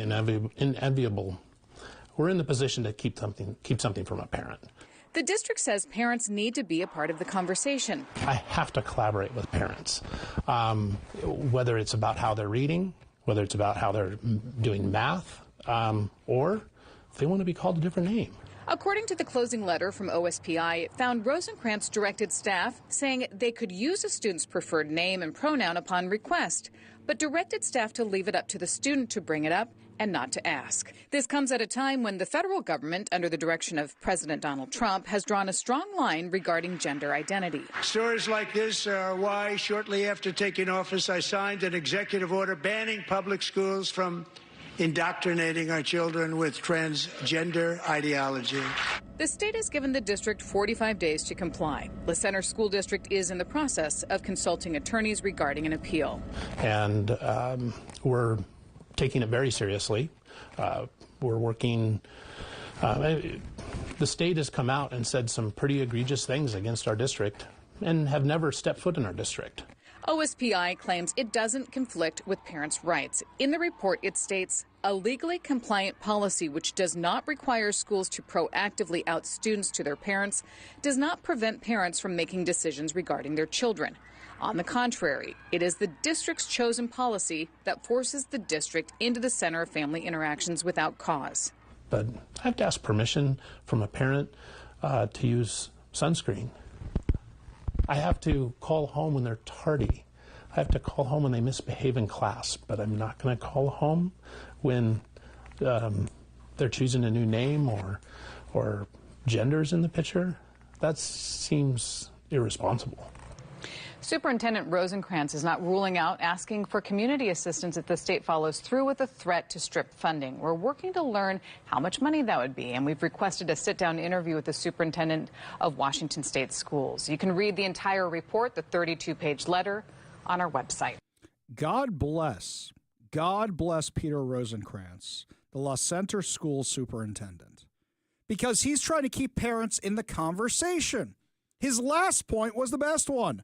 I got to ask them if I could put sunscreen on their kid or give them an aspirin or let them leave school early, but not to refer to them with a different name than you gave them? That's insane. So Chris Reykdal, creepy Chris Reykdal, is threatening to pull the funding of a school district because they want to coordinate with parents, because they want to be part of a kid's education. You understand that? This is Chris Reykdal, who didn't want to comply with the Parental Bill of Rights and didn't, challenged it in court. Court told him he had to, and then he still hasn't done it. Chris Reykdal wants parents out of the conversation completely. And what is he doing? Threatening state funding if they don't comply. And don't forget, federal funds go through the state. So he's threatening the federal funds as well. That's what Chris Reykdal is doing, because this school district, the La Center School Superintendent Peter Rosencrantz, wants to make sure parents are still part of the conversation. Well, you know, Ari, this is Washington, right? I got to assume a lot of people agree with Chris Reykdal. Nope. So, gutting the Parental Rights Initiative, which the Democrats are doing right now, House Bill 1296. Would you like to know the percentage of how many people support gutting parents' rights and how many people oppose it? 19.5% support gutting parental rights. 80.5%. 80.5% say don't gut parental rights. 80.5%. If you haven't weighed in yet and want to, call 1-800-562-6000. That's 1-800-562-6000. That's the Washington Legislative Hotline. Be nice to the person who answers the phone. They are not the ones passing the stupidity. They're the ones answering the phone. And you say no to gutting the Parental Rights Initiative in both the House and the Senate. You don't even need to remember the bill number. Just remember the phone number, 1-800-562-6000. That's 1-800-562-6000, and say no to this insanity. Because they're doing what they're mad at Donald Trump about. They're literally suing Donald Trump over their federal funding right now, but they have no problem doing this. And don't forget, creepy Chris Reykdal did the same thing during COVID. He threatened school districts that wouldn't comply with these insane mandates that we know were complete BS. Complete BS. There's more than gender ideology why Donald Trump is doing what he's doing and dismantling the Department of Education. He said so during the ceremony today. After 45 years, the United States spends more money on education by far than any other country, and spends likewise by far more money per pupil than any country, and it's not even close. But yet we rank near the bottom of the list in terms of success. It's an amazing stat. Those are two stats you don't want. The most money spent per pupil, and you're at the bottom of the list. And that's where we are, like it or not. And we've been there for a long time. 70% of 8th graders are not proficient in either reading or in math. 70%. 40% of 4th graders lack even basic reading skills, can't read. Students in our public elementary and middle schools score worse in reading today than when the department opened by a lot.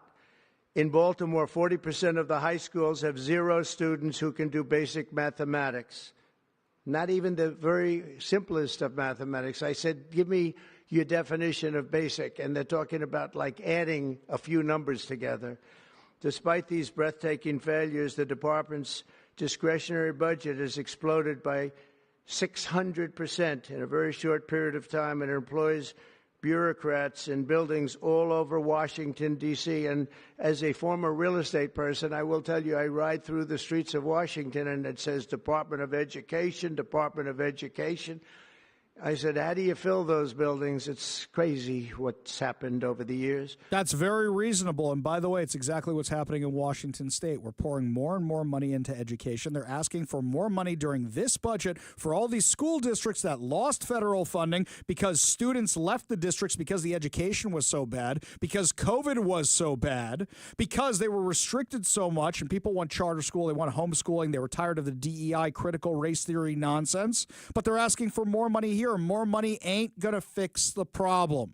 Randy Weingarten and all the teachers' unions are having a complete breakdown. Oh, it's going to hurt the children. What the department does is there's about $100 billion. So a kid who has disabilities, a kid who is poor, a kid who's going to Head Start, a kid who's in a rural area, kid who is in a career tech ed program, a kid who gets a Pell Grant, a kid who's limited English proficient. Every single one of those kids, which are essentially most of our kids in public schools, they get basically 10% of every dollar that's spent on them is from the Department of Education. First of all, those are not the majority of the kids in the public school district. But as we're taking down the Department of Education, what's going to happen to those programs? Mr. President, can you please enlighten us? What's going to happen? But the department's useful functions and such as, and they're in charge of them, Pell Grants, Title I funding, resources for children with disabilities and special needs will be preserved, fully preserved. They're all going to be so. If you look at the Pell Grants, it's supposed to be a very good program, Title I funding and resources for children with special disabilities and special needs. They're going to be preserved in full and redistributed to various other agencies and departments that will take very good care of them. And that's very important to Linda, I know, and it's very important to all of us. But beyond these core necessities, my administration will take all lawful steps to shut down the department. We're going to shut it down and shut it down as quickly as possible. It's doing us no good. We want to return our students to the states where just some of the governors here are so happy about this. They want education to come back to them, to come back to the states, and they're going to do a phenomenal job. So Randy Weingarten is lying. Of course she is. She said more than this during this interview. She lied even more than just that. She blamed Republicans for schools being closed, for just being a Republican talking point during COVID. COVID was a terrible time for us. And as you know, because I was on your show a lot and other shows, I wanted schools to be reopened as early as April of 2020. The issue was the fear and the issue was the safety issues. But COVID has really hurt in so many ways. But this has been a Republican talking point for a long time. And oh, just a Republican talking point. Yeah, right. You never advocated for the schools to be shut down, right? Yeah, I'm old enough to remember a gajillion times you did. Roll the tape. You need a montage.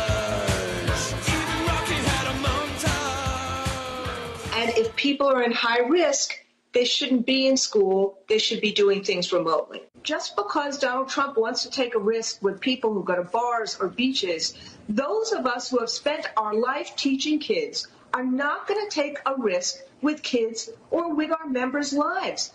Remote and hybrid are really the only two ways you can reopen schools safely. You got to delay school opening because if you don't have the mask, how are you going to be able to do this?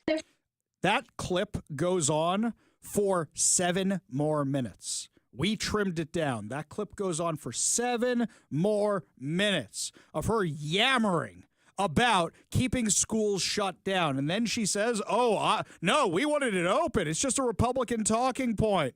Tom Elliott pulled up that montage in no time at all, because that's all you said for 2 years. It's not even hard to find. But she'll say, don't believe your lying eyes or your lying ears or anything. Speak no evil, hear no evil, harbor no evil. She is lying. Everybody is lying because why? Money's not going to be going to teachers' unions anymore. And they use that money to get candidates elected who give them more money. They are losing control. They are losing money. They are losing money, which buys them power. That's what they're really upset about. Now, to be perfectly transparent, this is really good for the red states. This is really bad for the blue states. Or rather, it's really bad for the blue state residents like us, because this means OSPI, creepy Chris Reykdal, is going to double down on all his insanity because the money and resources are going back to the states. And that's who's going to be in charge of it here in Washington. We go to the Warrior Injury Law Studio line, take a call from Chris in Bonnie Lake. Chris, what's up, man? Woman, if she cared one whit about any child, they would be able to read by the third grade. They all need to be tied to performance. All their pay needs to be tied to performance. But I would tell Randy Weingarten and all the Washington education people, they can take their money and shovel it. Yeah. We'll start GoFundMe's. We'll finance it ourselves. You can take your little carrot that you use it to blackmail everybody with, and you can pound it. Yeah, because here's the thing. Let's be real about this for a minute, okay? When people are given the choice of vouchers, they use them. And you know what happens with vouchers? Like when you have school choice, like in Florida, the private schools get better funded. They do. And the public schools get a better education. Why? Because now they have to compete with the private schools. They have some of the best public schools in Florida because they have school choice. And when you have to be competitive, then all of a sudden things are so much better. And you know what? I wish Let's Go Washington would do a school choice initiative to go hand in hand with the parental rights initiative, because that would be so much fun. And watching the left absolutely lose it and try to make excuse for this would be priceless. Chris, appreciate the call. Appreciate you being part of the show. You want to be part of the show, you give us a call or a text at 206-421-5757. That's 206-421-5757. Well, the people at the UN got an education today, my friends, when one of the former hostages showed up and told them exactly what's going on in the tunnels of Gaza. We'll have that devastating audio for you when we come back. But first, Todd Herman's Daily Thoughtcast right now on the Ari Hoffman Show.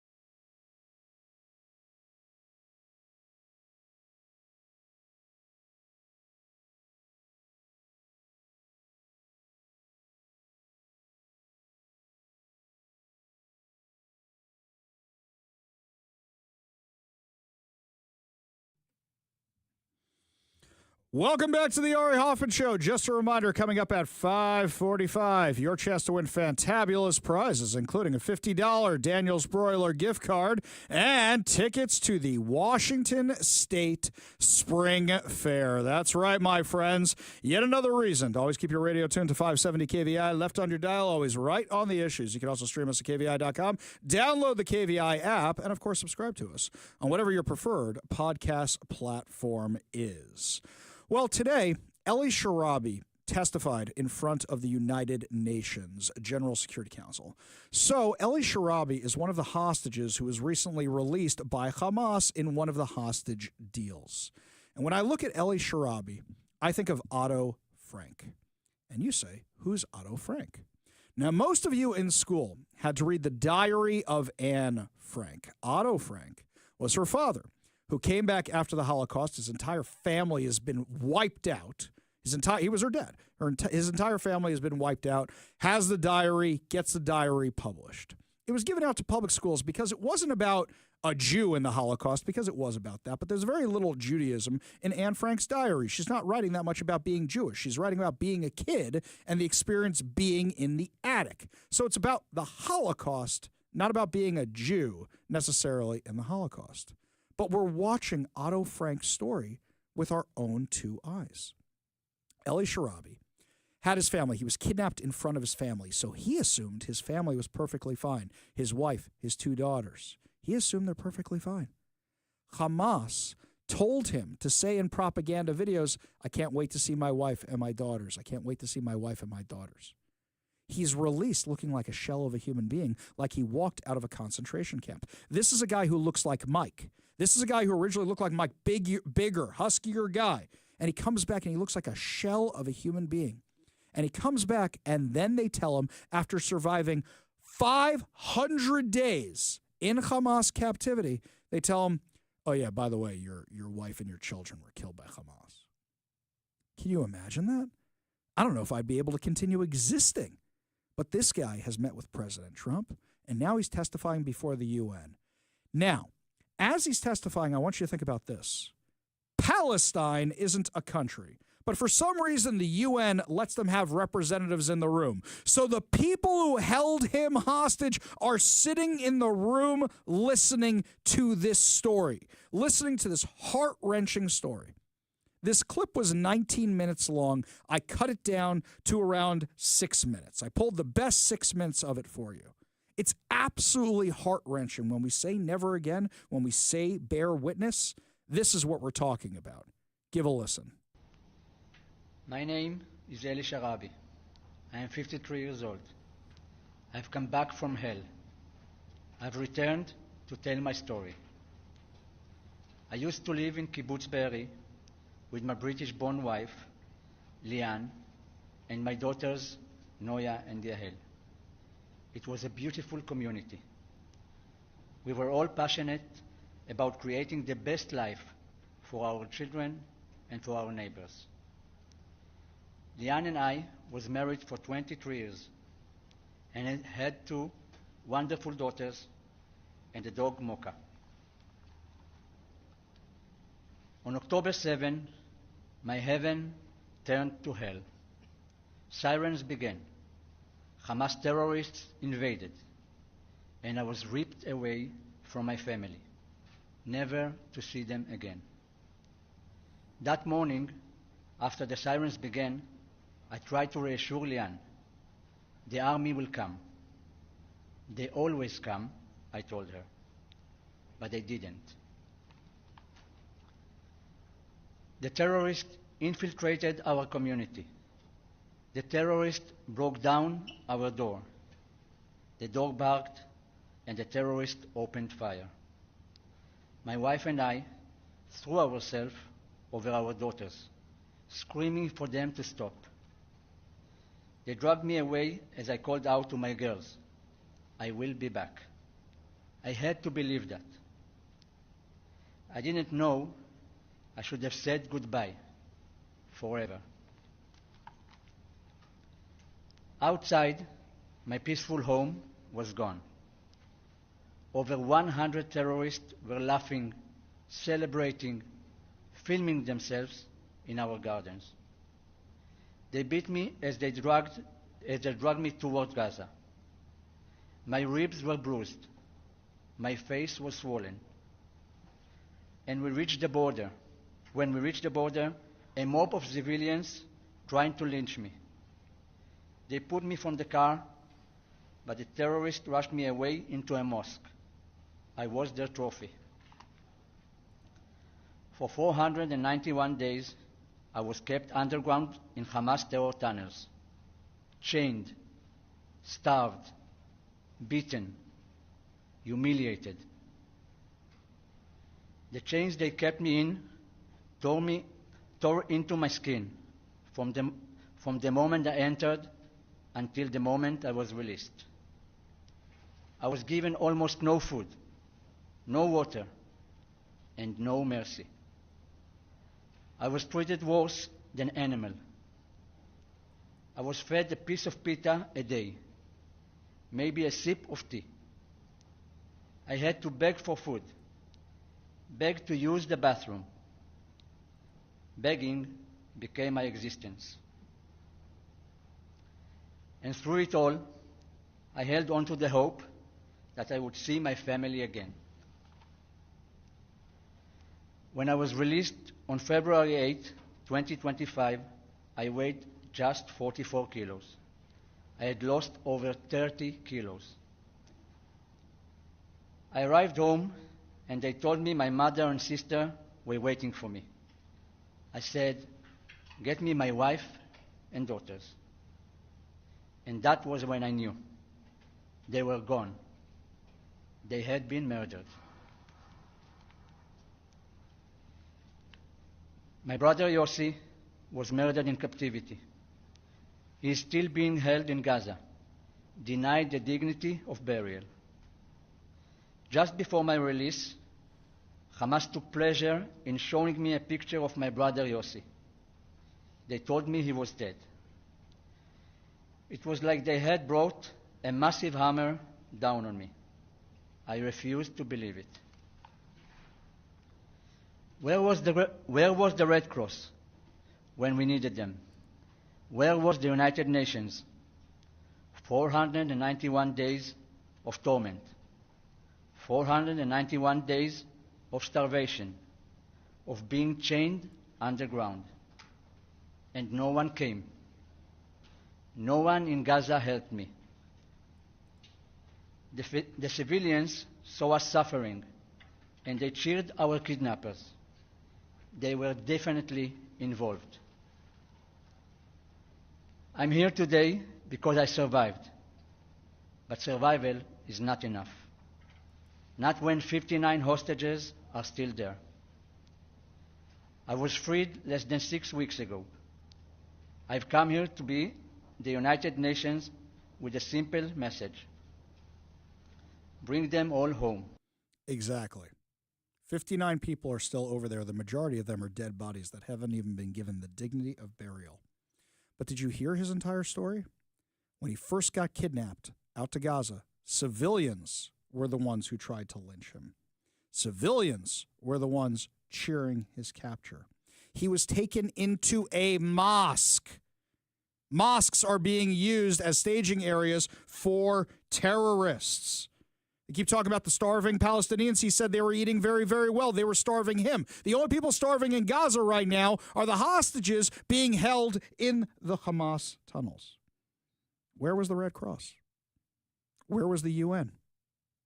Nobody even tried to save him. There are no innocent Palestinians in Gaza because we have the stories that come out of the Holocaust of the people who tried to save Jews, of the people who tried to save other minorities that were being killed by the Nazis. Nobody's trying to save any of the hostages in Gaza. They were offered $5 million, free passage, and immunity out of Gaza. Nobody took up Israel on that offer. Those who do not study history are condemned to repeat it, and we are repeating some of the worst parts of history literally right now. It seems like Seattle's not learning its history either, because it's making the same mistakes time and time again. And when we come back, these crime stories are going to sound like they're all familiar, like we've done them before. But no, they're all brand new. Just the same thing. History repeating itself. You're listening to the Ari Hoffman Show on Talk Radio 570 KVI.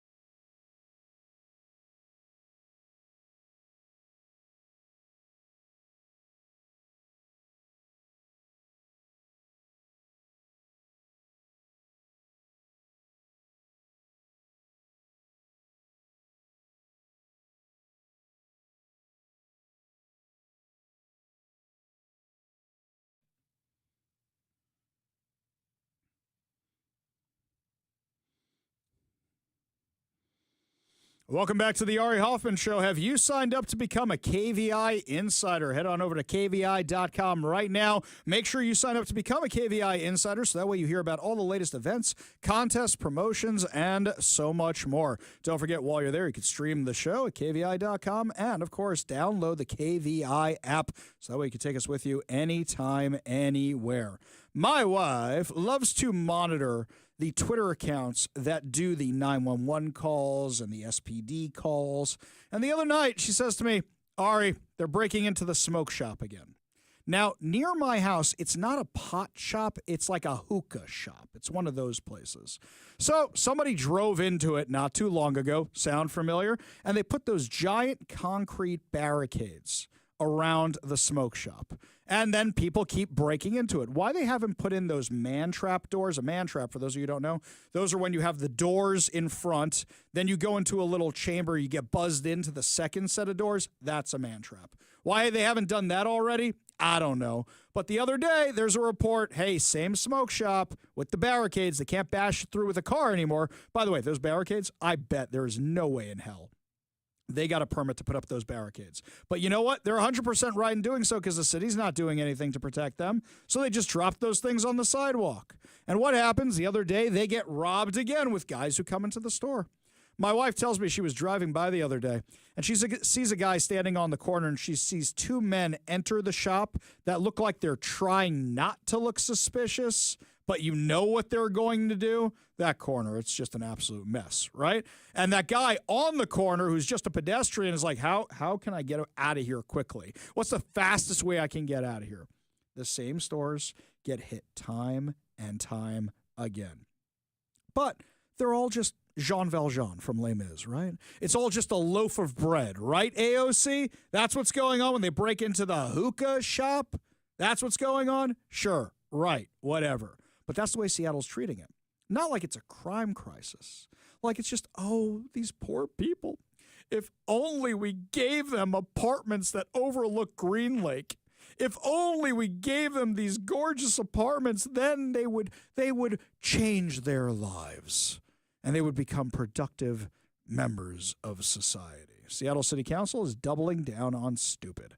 They're going to start building an affordable housing complex right across from the stadiums, right across from T-Mobile. So let's see how this is going to go down. Right, they call it affordable housing. Who are they actually going to put in this thing most likely? Most likely it's not going to be poor people. Most likely it's going to be the drug-addicted, mentally insane people on the streets.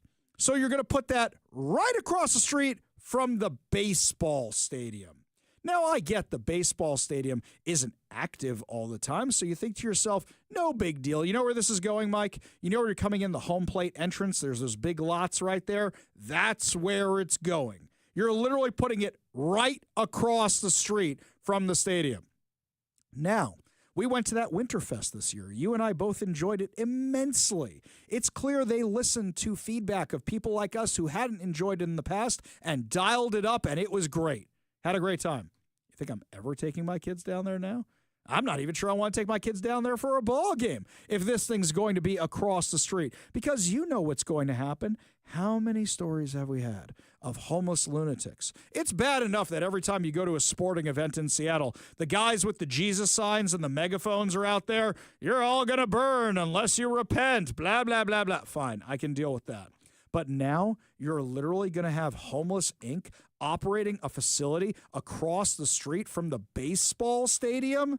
There's nowhere else you could have put this thing? Oh, and you think this is going to solve the problem? You just think the more of these things you can build, the more people you can get into housing and off the streets, but they're not actually homeless. They have drug addiction issues. They have mental health issues. And nobody's checking for felony records.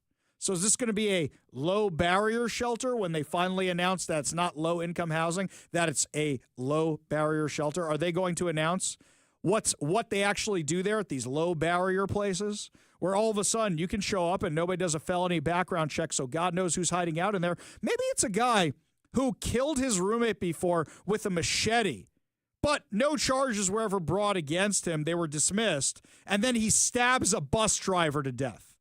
Maybe it's somebody like that.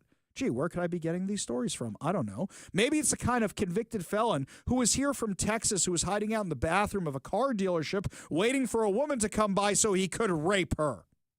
Maybe it's the kind of person who lives in a homeless encampment right next to Seattle City Hall, or rather across the street from Seattle City Hall, right next to the King County Courthouse, who somehow manages to find his way into the courthouse, lies in wait in a women's bathroom so that when a woman who works in the building comes by, he can sexually assault her.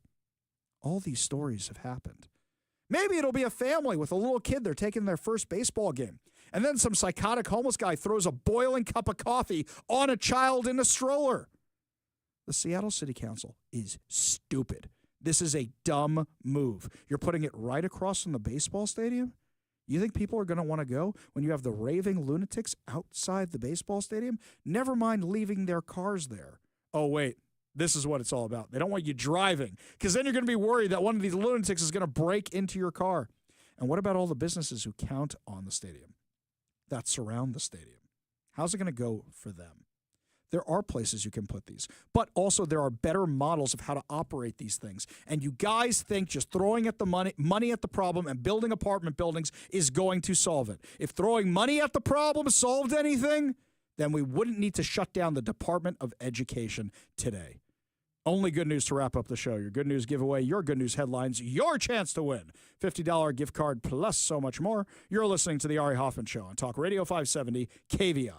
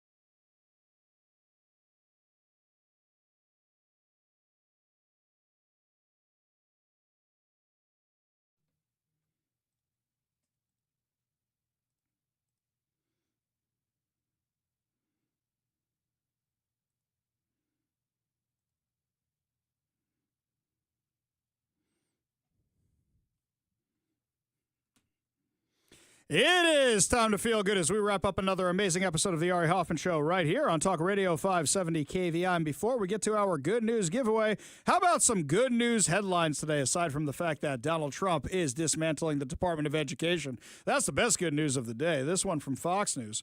A woman is safe after narrowly avoiding an alleged kidnapping when she alerted a bystander at a Utah gas station that she was in trouble. The Iron County Sheriff's Office, I want to live in Iron County. That sounds awesome. The Iron County Sheriff's Office confirmed to Fox 13 Utah that hang on a second. No, this is the guy's name. Epigmenio Bustalos Marquez, age 53, was arrested on Saturday after he allegedly attempted to kidnap a woman, only to have his attempt stopped by the victim who slipped a note to a witness at a southern Utah gas station. Just before 1:30 p.m., on March 8th, deputies were dispatched to the Cedar Band Travel Plaza about 7 miles southwest of Cedar City for reports of a kidnapping. According to court documents obtained by the outlet, the witness told investigators that a woman had given her a handwritten note advising her that she was in trouble and needed help. The report stated that the witness watched the victim get into a white Chevy Equinox with Nevada license plates before following the vehicle as it got onto I-15 and began traveling northbound. Deputies then conducted a traffic stop after catching the vehicle and reported the female victim, who was not identified, not behaving normally when they spoke to her and asked her to exit the vehicle. The driver of the vehicle, later identified as Marquez, provided identification from Durango, Mexico, with a false name and birth date. Investigators searched his wallet, found another Mexican ID card with his actual name and date of birth. However, even after being shown the identification, Marquez continued to deny that it was his real identity. The victim told officers that she and Marquez had been in a relationship for 25 years. However, she mentioned that she noticed a recent change in his behavior and he had become erratic. The victim then told police she had asked Marquez to drive her to work that morning. When he picked her up, he began accusing her of cheating in the relationship. She added that instead of taking the victim to work, Marquez allegedly threatened to take her to Salt Lake City or Denver. He allegedly threatened the victim, telling her that she would die if she tried to leave the vehicle. And then he took her phone so she couldn't call anybody. According to jail records, Marquez was booked into the Iron County Correctional Facility on first-degree felony charges of aggravated assault. He also faces misdemeanor charges of assault, providing false info, interruption of a communication device, prohibited use of an ID, and operating a vehicle without a license or permit. He has been ordered to be held without bail pending trial. This is a bonkers story. Amazing that the person at the gas station realized she was being kidnapped, and in addition to that, good on the police officers for not falling for any of this guy's BS and realizing what was going on. That's pretty amazing. There was this meme I saw, totally bring this up a few more levels because that was a little dark good news story. There was this meme I saw that said, I just heard they are now calling people born between 1970 and 1985 the Goonies generation, and I'm here for it. Now, it's better than what they've been calling my generation. Mike is Gen X, but my generation, we want to be Gen X, but we didn't quite make the cutoff, so they keep calling us geriatric millennials, which I hate that term. I heard another one, they call us elderly millennials. That's not better. When we're ancient and old, then you can call us that. For right now, you cannot call us that. I will take the Goonies generation. That is what I'm going with from now on, even though the Goonies came out when I was like 5 or something. I will take it. Actually, I got in some of the biggest trouble in my life because of the movie The Goonies. Okay, here we go. So what happened the first time I saw The Goonies, it was the Sabbath. And Mike's already going, wait a minute, you don't do that. You don't watch no movies on the Sabbath. I went to a non-Jewish friend's house. I'm at the non-Jewish friend's house. He's like, I can put on the movie for you, right? Sure, why not? Oh, did I get my parents were not happy about that. But it became forbidden fruit. Like I had to watch The Goonies. So that's one of the reasons I really do like. Plus, I didn't know how it ended. It took years before I actually saw the end of that movie. I'm like, they're on water slides. Did they find the pirate ship? Why are there water slides in this pirate cave? I had no idea what happened. Little 5-6-year-old Ari Hoffman. Before I forget, your chance to win fantabulous prizes today. What are we giving away? Here's my paper. Today, we are giving away a $50 Daniel's Broiler gift card. Daniel's Broiler has been a Seattle favorite since 1980. Features USDA prime steak and other specialties, including chicken and fresh seafood, as well as a selection of high-end spirits, wine, and cocktails. Daniel's Broiler is open now in Bellevue, downtown Seattle, Leschi, and South Lake Union with dine-in, takeout, and delivery. Check out danielsbroiler.com to reserve a table, place your takeout, delivery order, and more. We're also giving away a copy of 7 Steps to a Successful Retirement by Brian Evans of Madrona Financial and CPAs, plus a bonus of the Little Red Book of Retirement. Learn how to design your retirement to support your quality of life for 30-plus years from Brian Evans of Madrona Financial and CPAs, a local company working to help you grow deep financial roots so future financial storms don't blow your life savings away. Visit MadronaFinancial.com for more information and discover how you can create a rooted wealth plan today. Last but certainly not least, we are giving away 6 tickets to the Washington State Spring Fair, April 10th through 13th and 17th through 20th. Celebrate the bright, cheery arrival of the season at Washington's biggest celebration of spring. From exciting exhibits to hands-on agricultural experiences, a perfect way to welcome spring with your loved ones. Get your tickets now at thefair.com. All you have to do in order to win these fantabulous prizes, be caller number 10 at 206-421-5757. That's 206-421-5757. Caller number 10 wins $50 Daniels Broiler gift card, a copy of 7 Steps to a Successful Retirement, a bonus of the Little Red Book of Retirement by Brian Evans of Madrona Financial and CPAs, and 6 tickets to the Washington State Spring Fair. Phone lines are open now. Give Mike a call for your chance to win at 206-421-5757. That's 206-421-5757. Well, that's going to do it for us today, my friends. But fear not, we will be back tomorrow with more insane stories, more exciting guests, and, of course, more giveaways. You've been listening to The Ari Hoffman Show on Talk Radio 570 KVI.